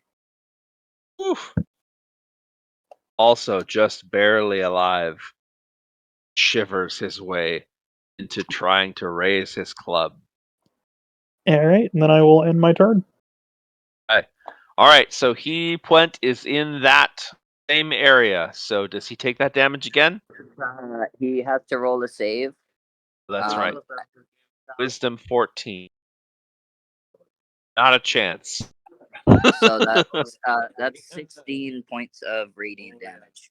So as he literally just is about to shiver his way up to a club, suddenly the radiant damage just kind of melts through him, and he just kind of falls to the ground, dead. Wish. You guys are out of combat. A mopping up indeed. I'm just No, based on one of them. I'm just gonna walk over and fucking cut those 2 trees down to my right, left. Quent is just laughing and looking at the spirits, and he's going, "Wahaha, dwarven strength." Fuck your dwarven strength as the trees fall. I got giant strength.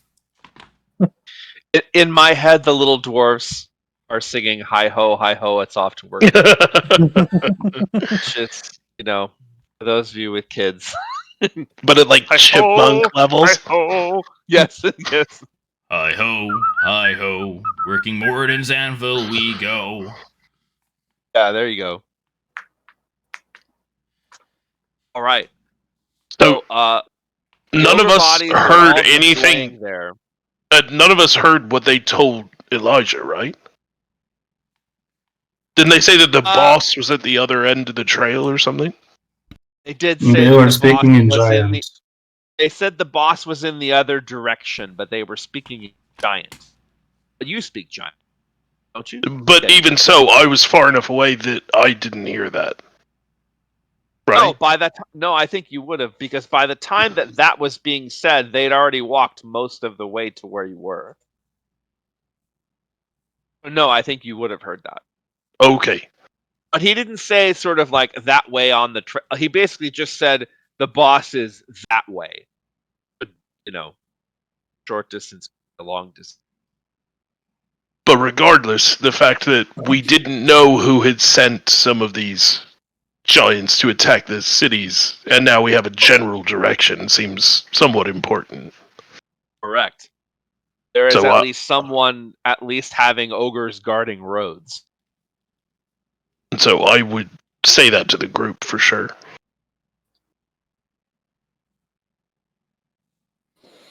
Let's go get. Well, did we at least discern what they were doing? Did you get that from them, Elijah? Yes. You guys all were hearing them loudly argue about, you all knew they were guarding the road. Well, I know that, but like, why is what I meant. Did you discern that? Unfortunately, no. Huh. But they have someone hiring them. So They Jordan mentioned. technically have.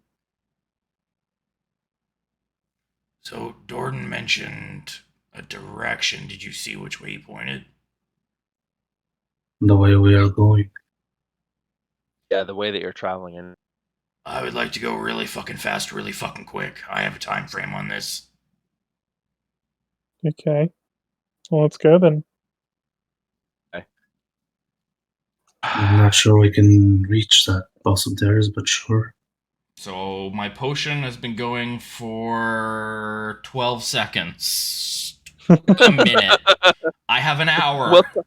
We'll call it 3 minutes after the discussion that happens afterward. God You damn still it. have some time.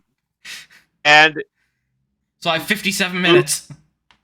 you move pretty quickly, but don't see anything.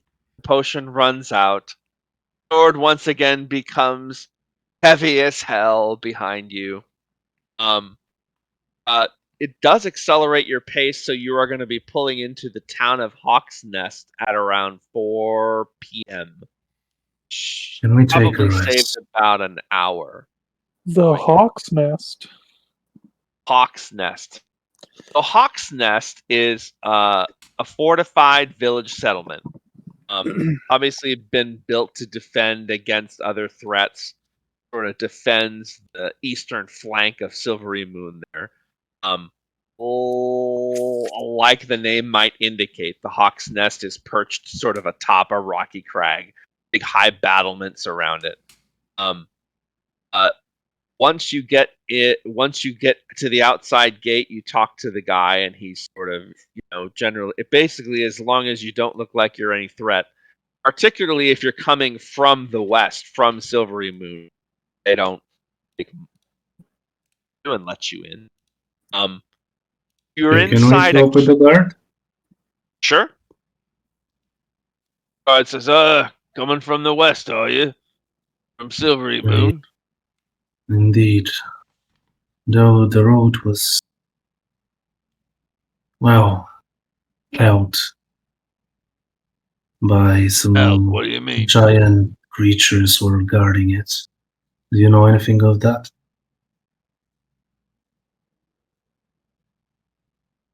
You fellas heard about any giant creatures holding the road? They all kind of, their eyes get a little big, and they're all sort of like shaking their heads no. In kind Like- of a depressed tone, Singer is just gonna kind of like squeak out, Ogres, 5 of them. Killed them. Couldn't find the rest. As well, we certainly have, we do have the odd ogre from time to time. 5 of them together sounds like kind of a lot. Well, In terms of, apparently under orders as well. oh no, we haven't heard anything like that. Have you been receiving any wagons with supplies from the west recently? Perhaps the road there is held as well. Well, it has been a little bit of time since we've had a wagon. Well, we do have. I'm not sure you. The Hawk's Nest here. We're a stronghold of the Order of the Gauntlet, and we do have a group of knights that are heading out. There was an armored wagon that was headed out east to Sundabar, but I haven't actually heard it. It would have been due back around now, wouldn't it? It would have been due back today or tomorrow at the latest. I haven't heard yet. He says, "Hello." Did we see any tracks of a broken wagon or anything of the sort on our way there? You didn't see on your way there. You didn't really see really many wagon tracks at all. Now that you're there, you can see that there is a fairly well grooved wagon track that does head east out of town. You also notice, you notice flying over a knight riding a hippogriff, and he's flying over and sort of looking around, and the guards sort of look up and they kind of smile at you and they say, "Hi. Lord Cavalos is a big fan of hippogriffs, raises them. Get a whole bunch in here." Anyway, nights out on hippogriffs. Hopefully, we send most of our patrols east. We're generally guarding the eastern border, but we should start sending patrols west as well if you guys had trouble in that direction. There wasn't enough. We are coming from the east, though. I was just trying to see if... Sorry, you were traveling east coming from the west. Oh, Well, go ahead. okay. Go ahead, Ben. Sorry. Well, we took care of the problem over there, so hopefully it won't be an issue anymore. But I'd keep your ears open, yeah. Sure. You gentlemen wanting to stay the night? We've got a couple of nice inns there. Tavern, and We've also got some temples. If any of you are dedicated to Helm or Torm or Tyr, we've got some temples and shrines inside. It's a shame. What about Ale and somebody I can hit? Well, or Ale the Spiked Gauntlet, and I'd say you got about a 50-50 chance of finding someone to hit in there, It would be particularly friendly, if you of particularly course. if you partake in enough ale. What? Not that I've seen. So, go ahead. What time is it? 4:30 Hmm. in the PM. Well, Some of we've you got drove some away. time before You we have a need to car. bunk down. So, I don't know. Do you fellas have anything you need done around here? We are an adventuring company here. Or he says, "Oh, so as we know at the moment, we we take care of our own security pretty well. We have about 20-25 knights mounted on hippogriffs. Besides, certainly the Lord is a Lord of Hawksnest. Arthas Cavalos is a member of the Gauntlet. His wife's a mage, and she's actually the great grandniece of Tarn Hornblade of Silvery Moon, great with former. Their daughters, Levencia and Earl, one is training to be a wizard, the other a knight. So we usually are able to take care of ourselves fairly well. Oh, I didn't mean anything by that. No offense. You'd be surprised how many big None cities taken. hire contract work. Oh, and I'm sure, sure as it comes out of my mouth that we don't need any help, we'll have someone riding in here with a job for you. We certainly do have, and we do farm out work to it for us. Work that takes us too far out, or if it's something we don't think we can handle. And also of note, do you breed hippogriffs here? Hippogriffins, hippogriffs. I don't remember what they're called off the top of my head. Yeah, hippogriffs. Okay. He says, "Indeed we do. We breed them, And we raise them, we train them." are they for sale? Do you sell to outsiders or just the guard? Well, you'd have to ask the Lord himself. I've not heard of us selling any hippogriffs, though I've been known to give hippogriffs for Do you think Lord outstanding Arthas service. would be interested in an audience with two members of the Gauntlet? And I'm a But liaison of the Lord's Alliance, so I absolutely think that certainly Lord Cavalos would be delighted to meet anyone who's a member of the Order of the Gauntlet and those who travel with them. I'm Cool. from the Echoes. Me too. Me and Dorden here are Order of the Gauntlet. Gordon Oh. would pull out the little card that they gave them. He looks and says, "Oh, a special welcome to Hawk's Nest for the two of you and those that travel with you. Much Please, obliged. come in."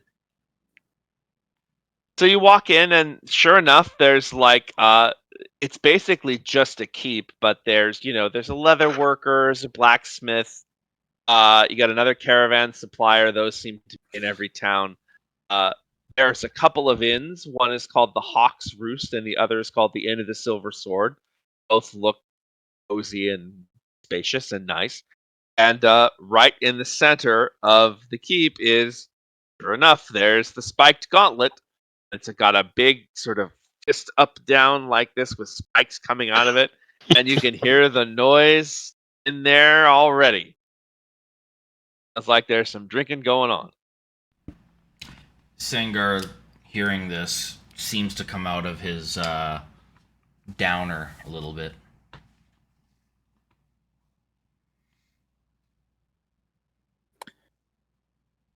Well, Where are you heading first?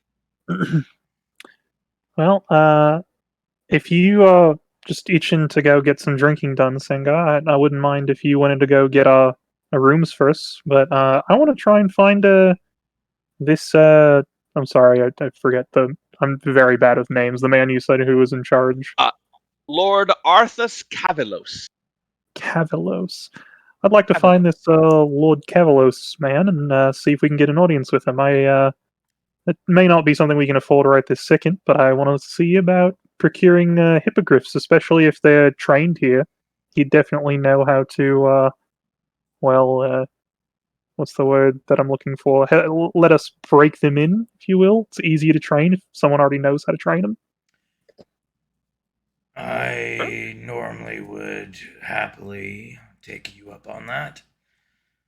But seeing as this is our first encounter since joining the Order with somebody of prestige within it, probably a good idea to make their acquaintance.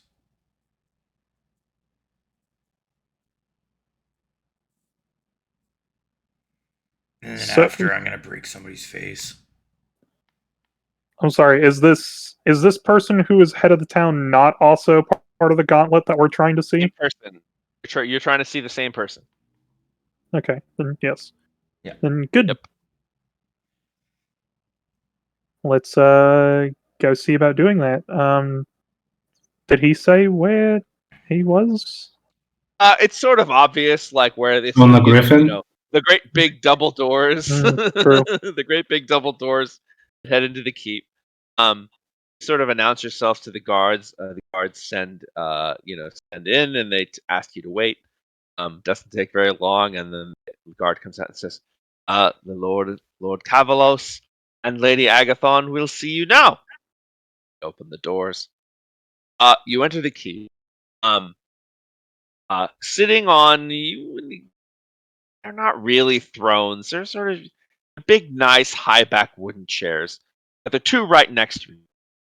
The male is in very good shape, bald, very sharp nose, sharp kind of guy.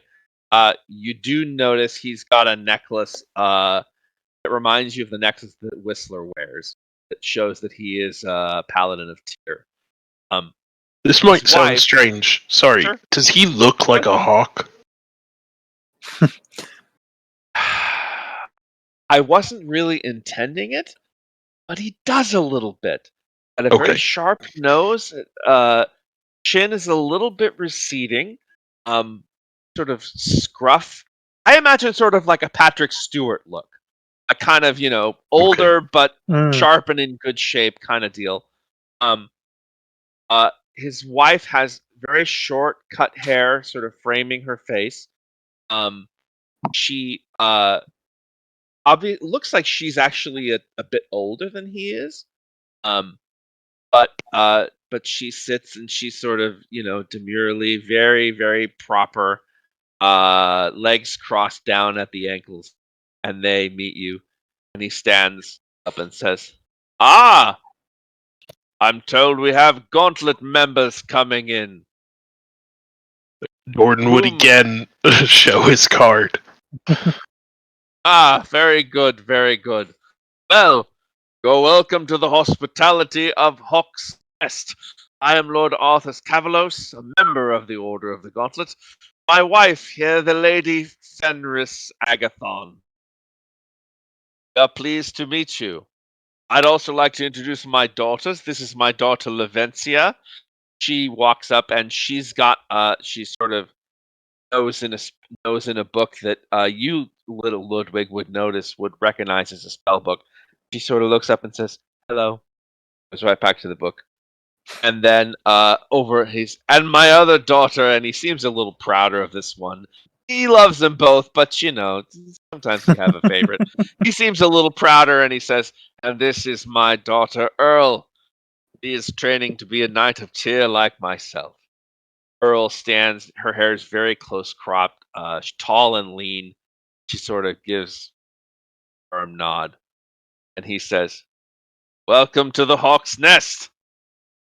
Please bring chairs." Attendants chairs that sort of sit sort of across from them. You make like a little half circle across from the two of them, and he says, "Tell me what brings you this way." Is his wife famous, or is she just a wizard? His wife is the guy at the gate told you that she's the great grandniece of Lord Tarn Hornblade of Silvery Moon. Lord Tarn Hornblade is a very famous wizard and was the High Marshal of Silvery Moon for hundreds of years, although he seems to have retired from that position. But So she herself isn't. She herself is not famous. Okay. She herself is. You definitely get the idea that she is a mage, but not a famous. Gotcha. Well, I believe the Gauntlet members here just wanted to, say hello and check in. I also had some questions for you whenever they were finished. Absolutely. I'm very happy to meet you both. You have my name. What is your name? And he points to you. Sangar. Oh, actually, because it hasn't been brought up much, I've actually kind of forgotten. Yeah, are you going by the same last name, or I don't remember? I wrote it down somewhere here. I remember it. It's Verdell. Sangar Verdell. That's what it was.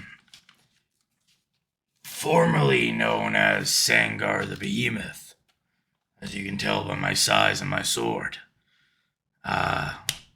Recently found out I am Sangar Videl. Pleased to meet you, Dor- Sangar. Jordan Tigerfell of Stoneglade. I still love your fucking name. It's so good. Tigerfell. Wonderful. Pleased to meet you. Pleased to meet all of you. Oh, and yes, this is Ludwig, and this is Elijah, and this is our friend Puent. I am Well. Elijah of the Echoes. Yes. Or did you say the Echoes? Yes. Yes, that's us. Literally could give a little proper bow. We have heard of the Echoes. Perhaps from Sildar? We do not get a friend of Sildar Allwinter.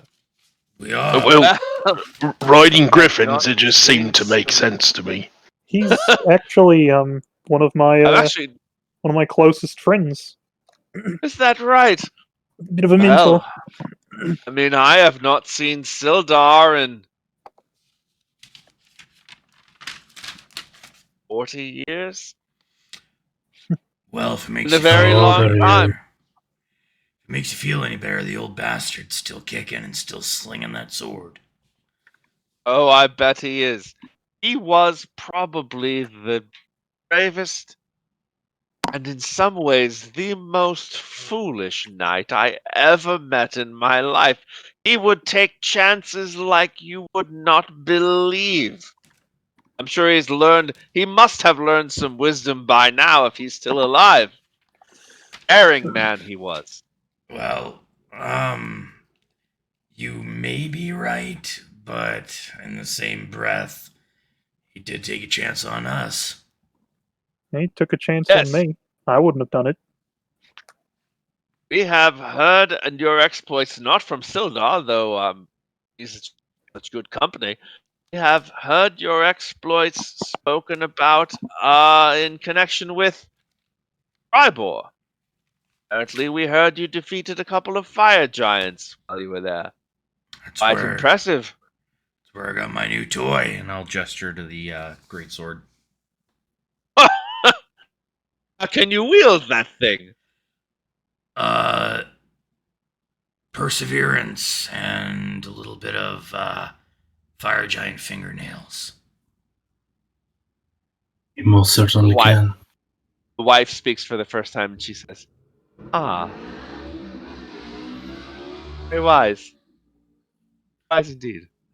I mean, it wasn't my idea. And I'll gesture a thumb in Ludwig's direction. I'm the muscle and charisma. Obviously, I'm beautiful. Jordan, my great friend here, is our wisdom. Elijah is a balance of morality. Puent is our, I want to say our healer, but he could actually do a lot to beat the crap out of me. And Ludwig here is our brains, and it was his idea. She Oh, says, I'm the drinker.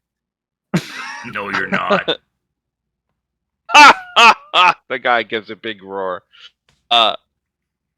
She says, Ludwig, tell me about yourself. You're obviously a wizard and traveling with a famous group. You have some renown. Tell me a bit about your training. Oh, I'm Ludwig Ardlabe. I'm from the field ward of Waterdeep.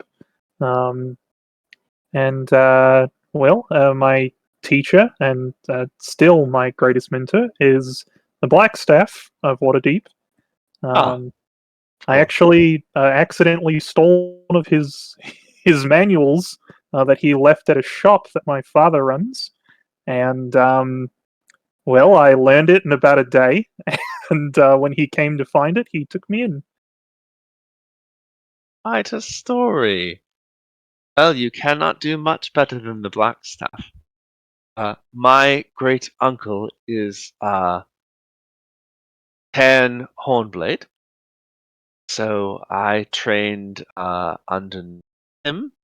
Not quite as quick a study as you were, it sounds like, but definitely do feel like I don't feel like I've gotten. I feel like I've gotten the most out of my abilities, I guess I would say. Perhaps while you're here, Lavencio, you might teach her a thing or two if you have time. How old is his daughter? Her daughter, their daughter. She's probably 11. Mhm. Oh well, sure. I haven't taught very many children before, but I'm sure I can do it. Maybe just a spell or two, something to get her feet wet, as it were. She's done a lot of work training on her own, but fortunately, I don't know if it's that I'm not much of a teacher or that 11-year-old girls just don't listen to their mothers. Perhaps you can get through to her where I cannot. I'll give it a try. Is there a school she and the both of you, I suppose I should have asked. Do you have a school that you are associated with more than others? I'm a scribe personally. It's a Uh, newer school. she says, "Well, I'm mostly trained as a battle mage, actually. Um, in a long time, we did fight together. Actually," she nods at the husband. He says, "Yes, indeed. We fought together in the War of the Silver Marches." Oh wow! So I'm guessing you are more of a specialist in abjuration and evocation. I'm assuming. She says, uh, "Abjuration is not kind of. I'm fair. Evocation is definitely my speciality. Uh, My daughter well, here is quite interested in transmutation. then yes, maybe I have a thing or two I can teach her. Well, that would be wonderful. Wouldn't that be nice, Lavencia?" Yes. You should. Back She to the book. she may be. May make a scribe wizard. Actually, that's about how I was whenever I was her age. Parents bought me lots of books. She would be quite proud of her to be whatever she'd like to be. She's studying to be training to be a wizard, but if we'd like her to train at. She'll be going next year to train at the Conclave in Silbury. Miss her so, but it is a place to study on this side of Faerun, certainly. Good deal.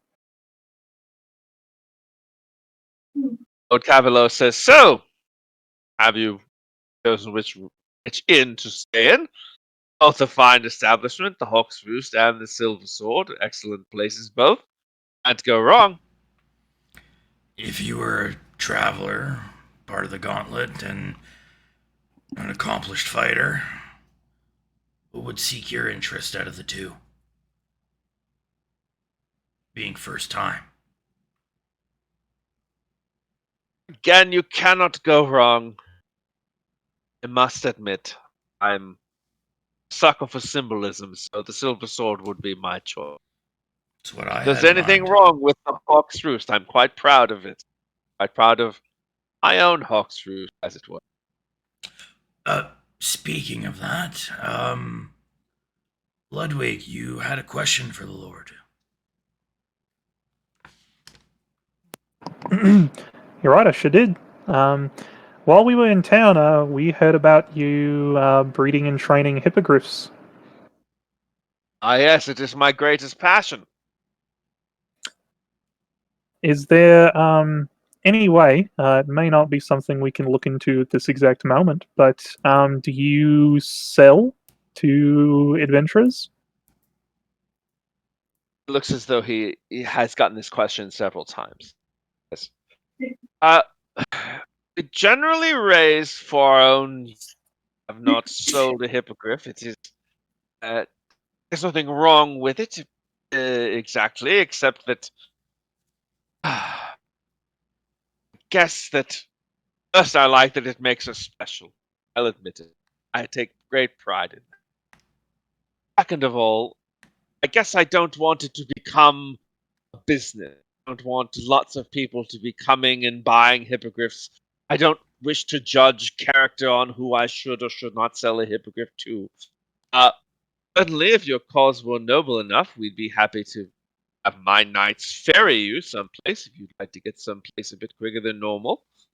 But generally, we do not sell those that we raise. Hmm. I have That's a shame.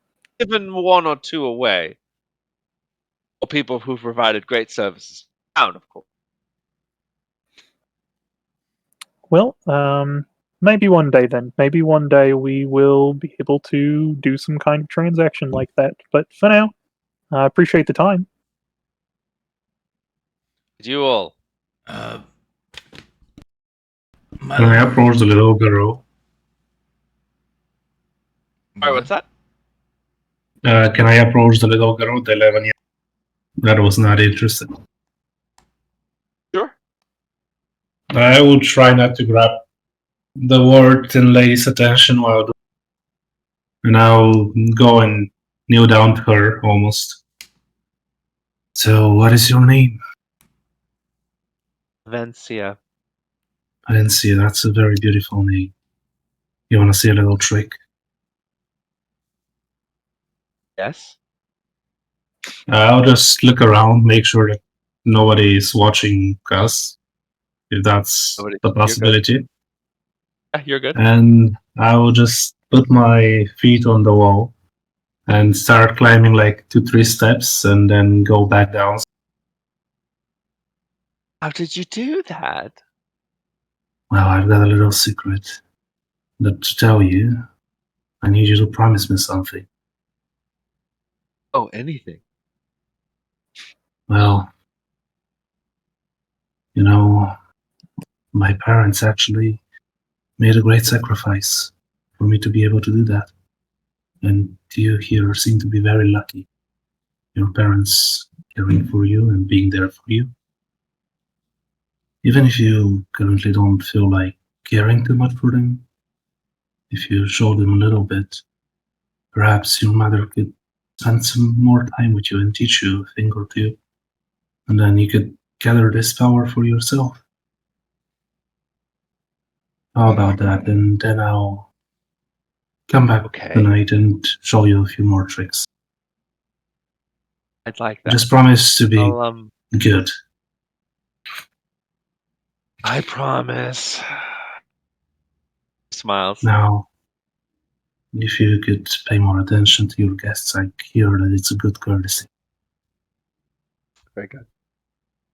At that moment, the doors pound open, and a couple of knights come in, moving very quickly, sweaty. One has some dried blood on the side of his face. They also have with them a few what look like just villagers, just merchants who been but look a bit beat up. and they said, "I'm sorry, my lord. I."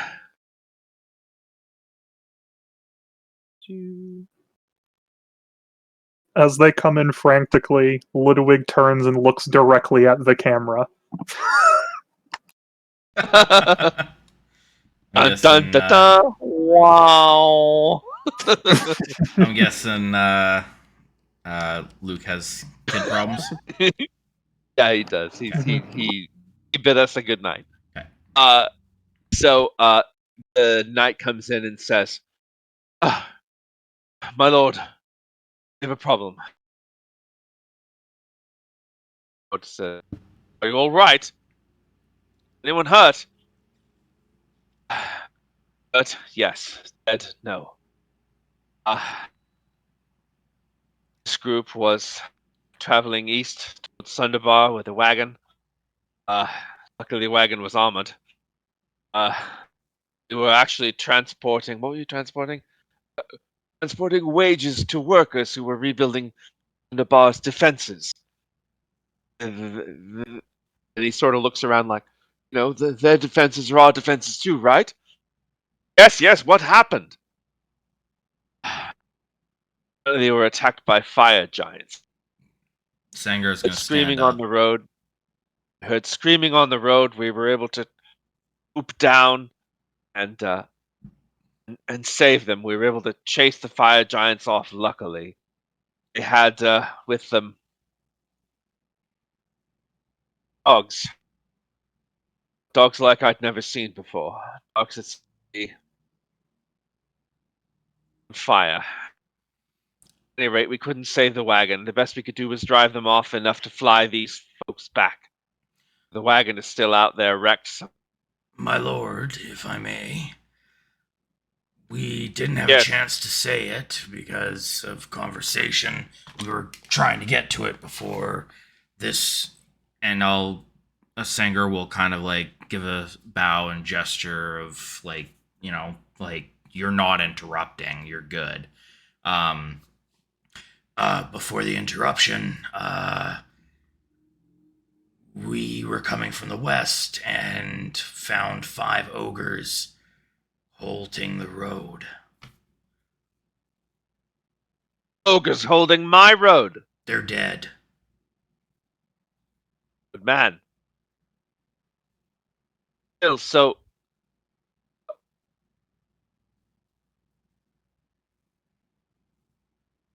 tell you what. Echoes. That's Like a chance to me. show That's your us. valor. Always. Very well. I would like you to find this wagon, recover the stolen wages, and return them to us. While you are at it, if you can't find and take care of these fire giants and dogs on fire, I can only expect hellhounds. Sanger is going to grip his great sword and pull it, and he's going to lay it on the ground. Consider this a gift, my lord. I'll be back with a new one. Indeed. I turn to Impressive. the knights reporting. How far away are they? My horse, in a couple of hours, it would have headed off-road by now, likely into the forest. On But wings? giants leave big tracks. Oh no, the giants would be on foot. I'm going to give a No, slide. if we were on wings, what would be the time we need on wings?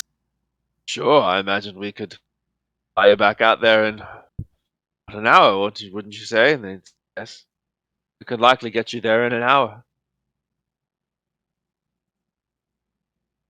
I'll turn to the little girl and I'll say, I promise to be back for this evening's adventure.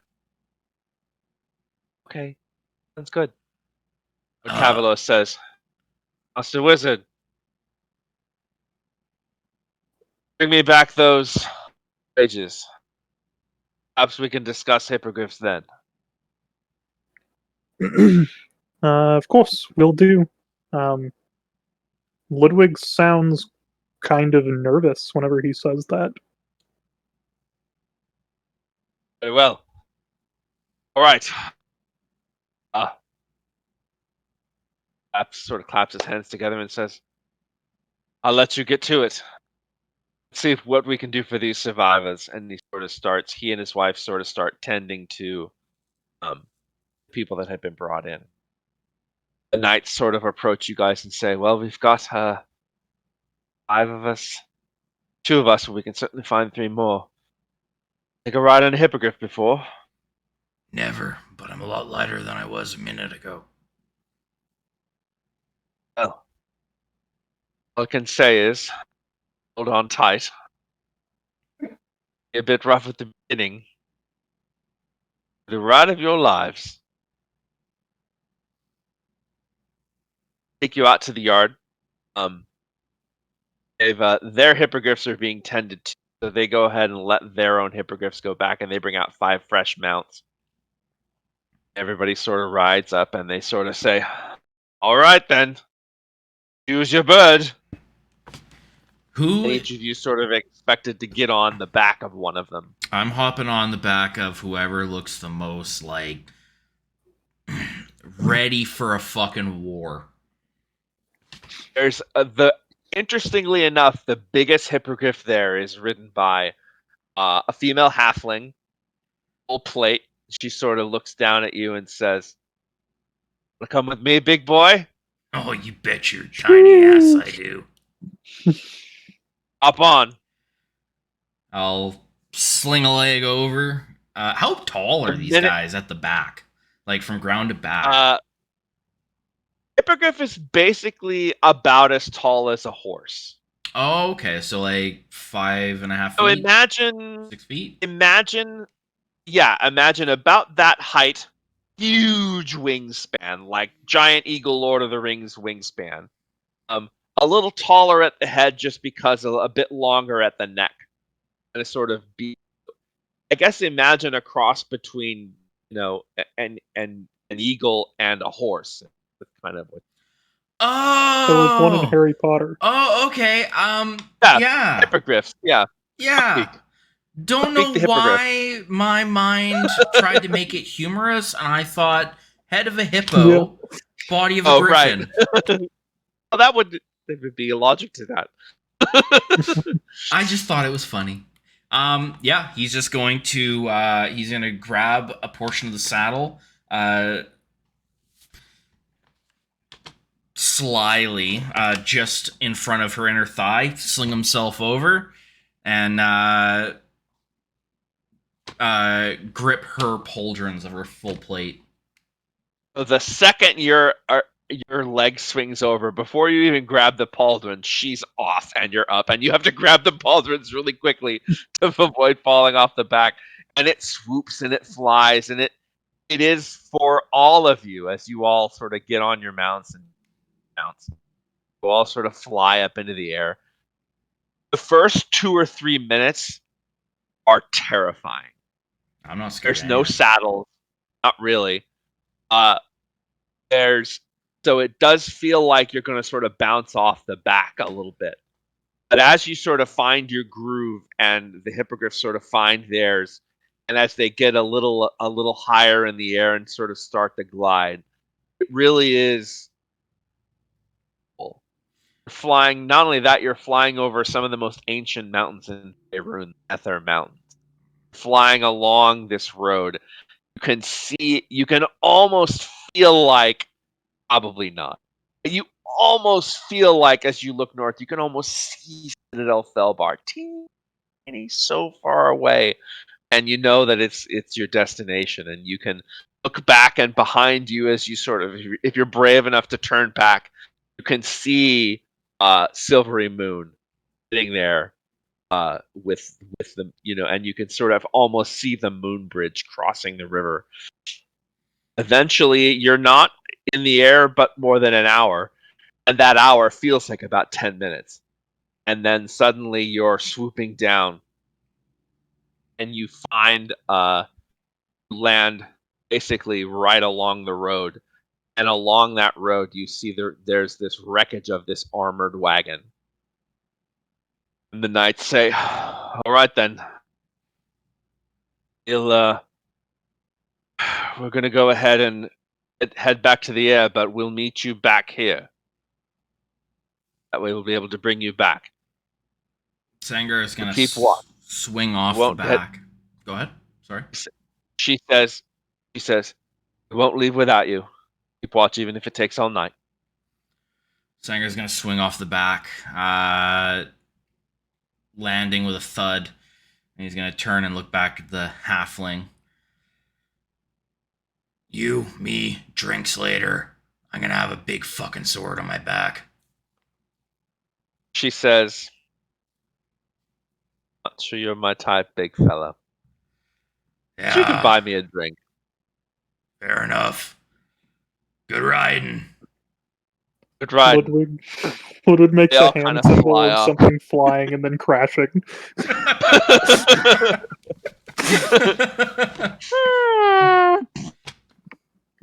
You got to shoot your shot.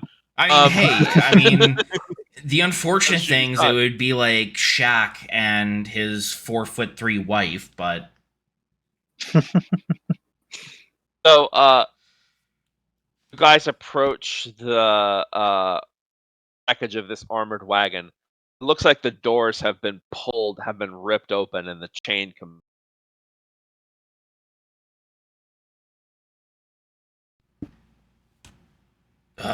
You have a keener eye than I do, Ludwig, if you want to check that out. Yeah.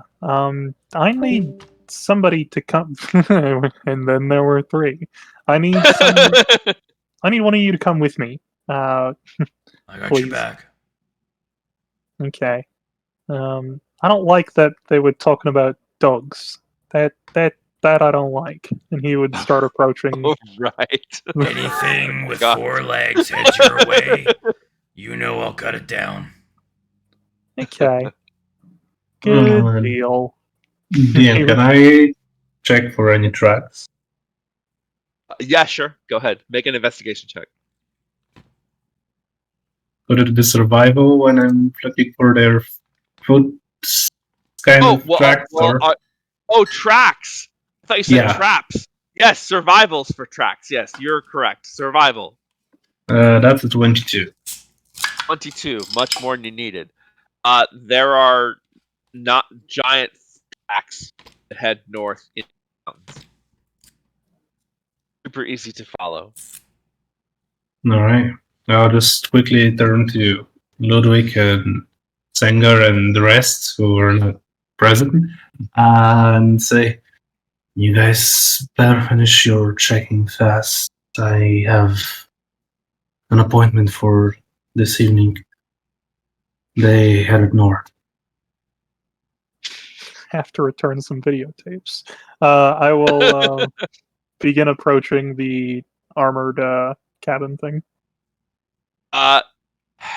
Whatever was in this wagon looks like it's gone now. There's no provisions whatsoever. You would know that probably if they're carrying wages, they would be carrying them in some sort of strong boxes or iron strong boxes, either Mhm. iron or steel. They're gone, and it looks like basically the wagon's been completed. Did they leave the Uh, horses? Or the horses dead? The horses are dead. DM, a question. Since I'm following the tracks, does it seem like they've been drying this stuff or just carrying them on hand? No, you think that a normal person might have to drag a box of this size, but the giants are strong enough to carry them. Okay. when you come to this revelation and let us know that they're probably carrying them, Sangar is just gonna kind of like poke his head out from the side of the wagon while Ludwig's inspecting different aspects of it. When I'm a Debbie Downer, it's because I no longer have the strength of a fire giant. Yeah, I could throw 5 of those fucking things over my shoulder. No, go back down. What kind of monster are hellhounds, by the way, DM? Are they fiends or are they I think monstrosities or so, but let me make sure. It's a fiend. let's say I have more expertise in fiends. Hellhounds are fiends. Okay. So, what are they exactly? Well, a hellhound is they generally serve evil creatures. Mm, Um, creatures we use them as guard animals and companions. Although they are fiends, they are not necessarily like they're called hellhounds, but they're not necessarily from hell. mhm. Like you can breed hellhounds outside of Mm. From Avernus, as it has been done. from pure But they, curiosity, they have strong bite. They do have fire breath and probably immunity to fire. Okay. from pure curiosity, from a lore standpoint, because I have become that person of learning all of this stuff. Are they so fiend? Is that abyssal or is that Both. devil? It's both. It can be either. Yeah. Oh, okay. Interesting. So my guess would be that, it doesn't. It's my world, so I guess I'm not guessing. That the original Hellhounds came from. one of the It layers come of from Avern. Avernus, Okay. The first layer. But- Okay. but now that they're here, they're sort of able to sort of live above ground and Like spread gnolls. he- Yeah, sure. Not that gnolls are from there, but they're spawns of a demon. They are, yes. And their god resides on floor 47? Yeah, You're- I'm gonna remember that. I'll keep that in mind for sure. 47 almost is a random enough number to remember. So, fun Okay, fact, well- all of those Of those creatures, tribe their god, including Lolth, resides on a specific floor in the abyss. Yep. It is. So you follow these tracks into the woods. It takes you several hours. Eventually, the tracks lead up to there's sort of a hill that's got tiers on it. And sure enough, even from the bottom of the hill, it's sort of like terraced. Got two little terraces in it, and some natural stone carvings. So obviously, this was used for some sort of ritual back in the day. And you can see on the top of it there are two fire giants and hellhounds. They seem to be making camp on the top of the thing where they can see everything. How far away? We'll talk about that next week. Yeah. Oh, I wanted to show you Actually, something. we'll talk about that in 2 weeks. I wanted to show you. Yeah. Because next week we have to figure out what we're going to do with Squad B, and is Squad B heading for the Spire, or is Squad B headed? There's a lot of catching up for me Get to out. do there. Myra hasn't been there in like 2 weeks. 4 Yeah, the weeks. beautiful Or 4 thing weeks. is the beautiful thing is recordings. Mhm. There's bloody recordings. It's the I greatest just thing in the don't world. really like have the time always to sit down and watch 8 hours of fucking Well, you don't do it all D&D. at once. You listen to it like a podcast That's while what you're I do. doing something Mhm. else. I listen You to the know? recap while I'm at work. Mhm. I don't sit and look at me for it. Well, I do. But most people don't sit and look at themselves for 8 hours. Because well, if I watch the recap, I probably yeah. No, it's good. We're good. Everything's good. DM, just one thing I wanted to do was before we left the castle, I wanted to make sure that the little girl gave us a bow like a proper noble lady. I would have Oh. bowed for her, expecting the same, trying to teach her some Very good. manners. She bows for you and she gives you a little eye roll, but then she does give you a perfect curtsy after she rolls her eyes. Curtsy that her parents have probably been trying to get out of her for some time. All right. All right, gentlemen. I will see you next week for Squad B. Yep. I look forward to it. As Very always. well. All right. Good night. Take care. You I as mean, well. I'll see you Good Sunday. night. Have a good night. See you Sunday. Good night. Good night.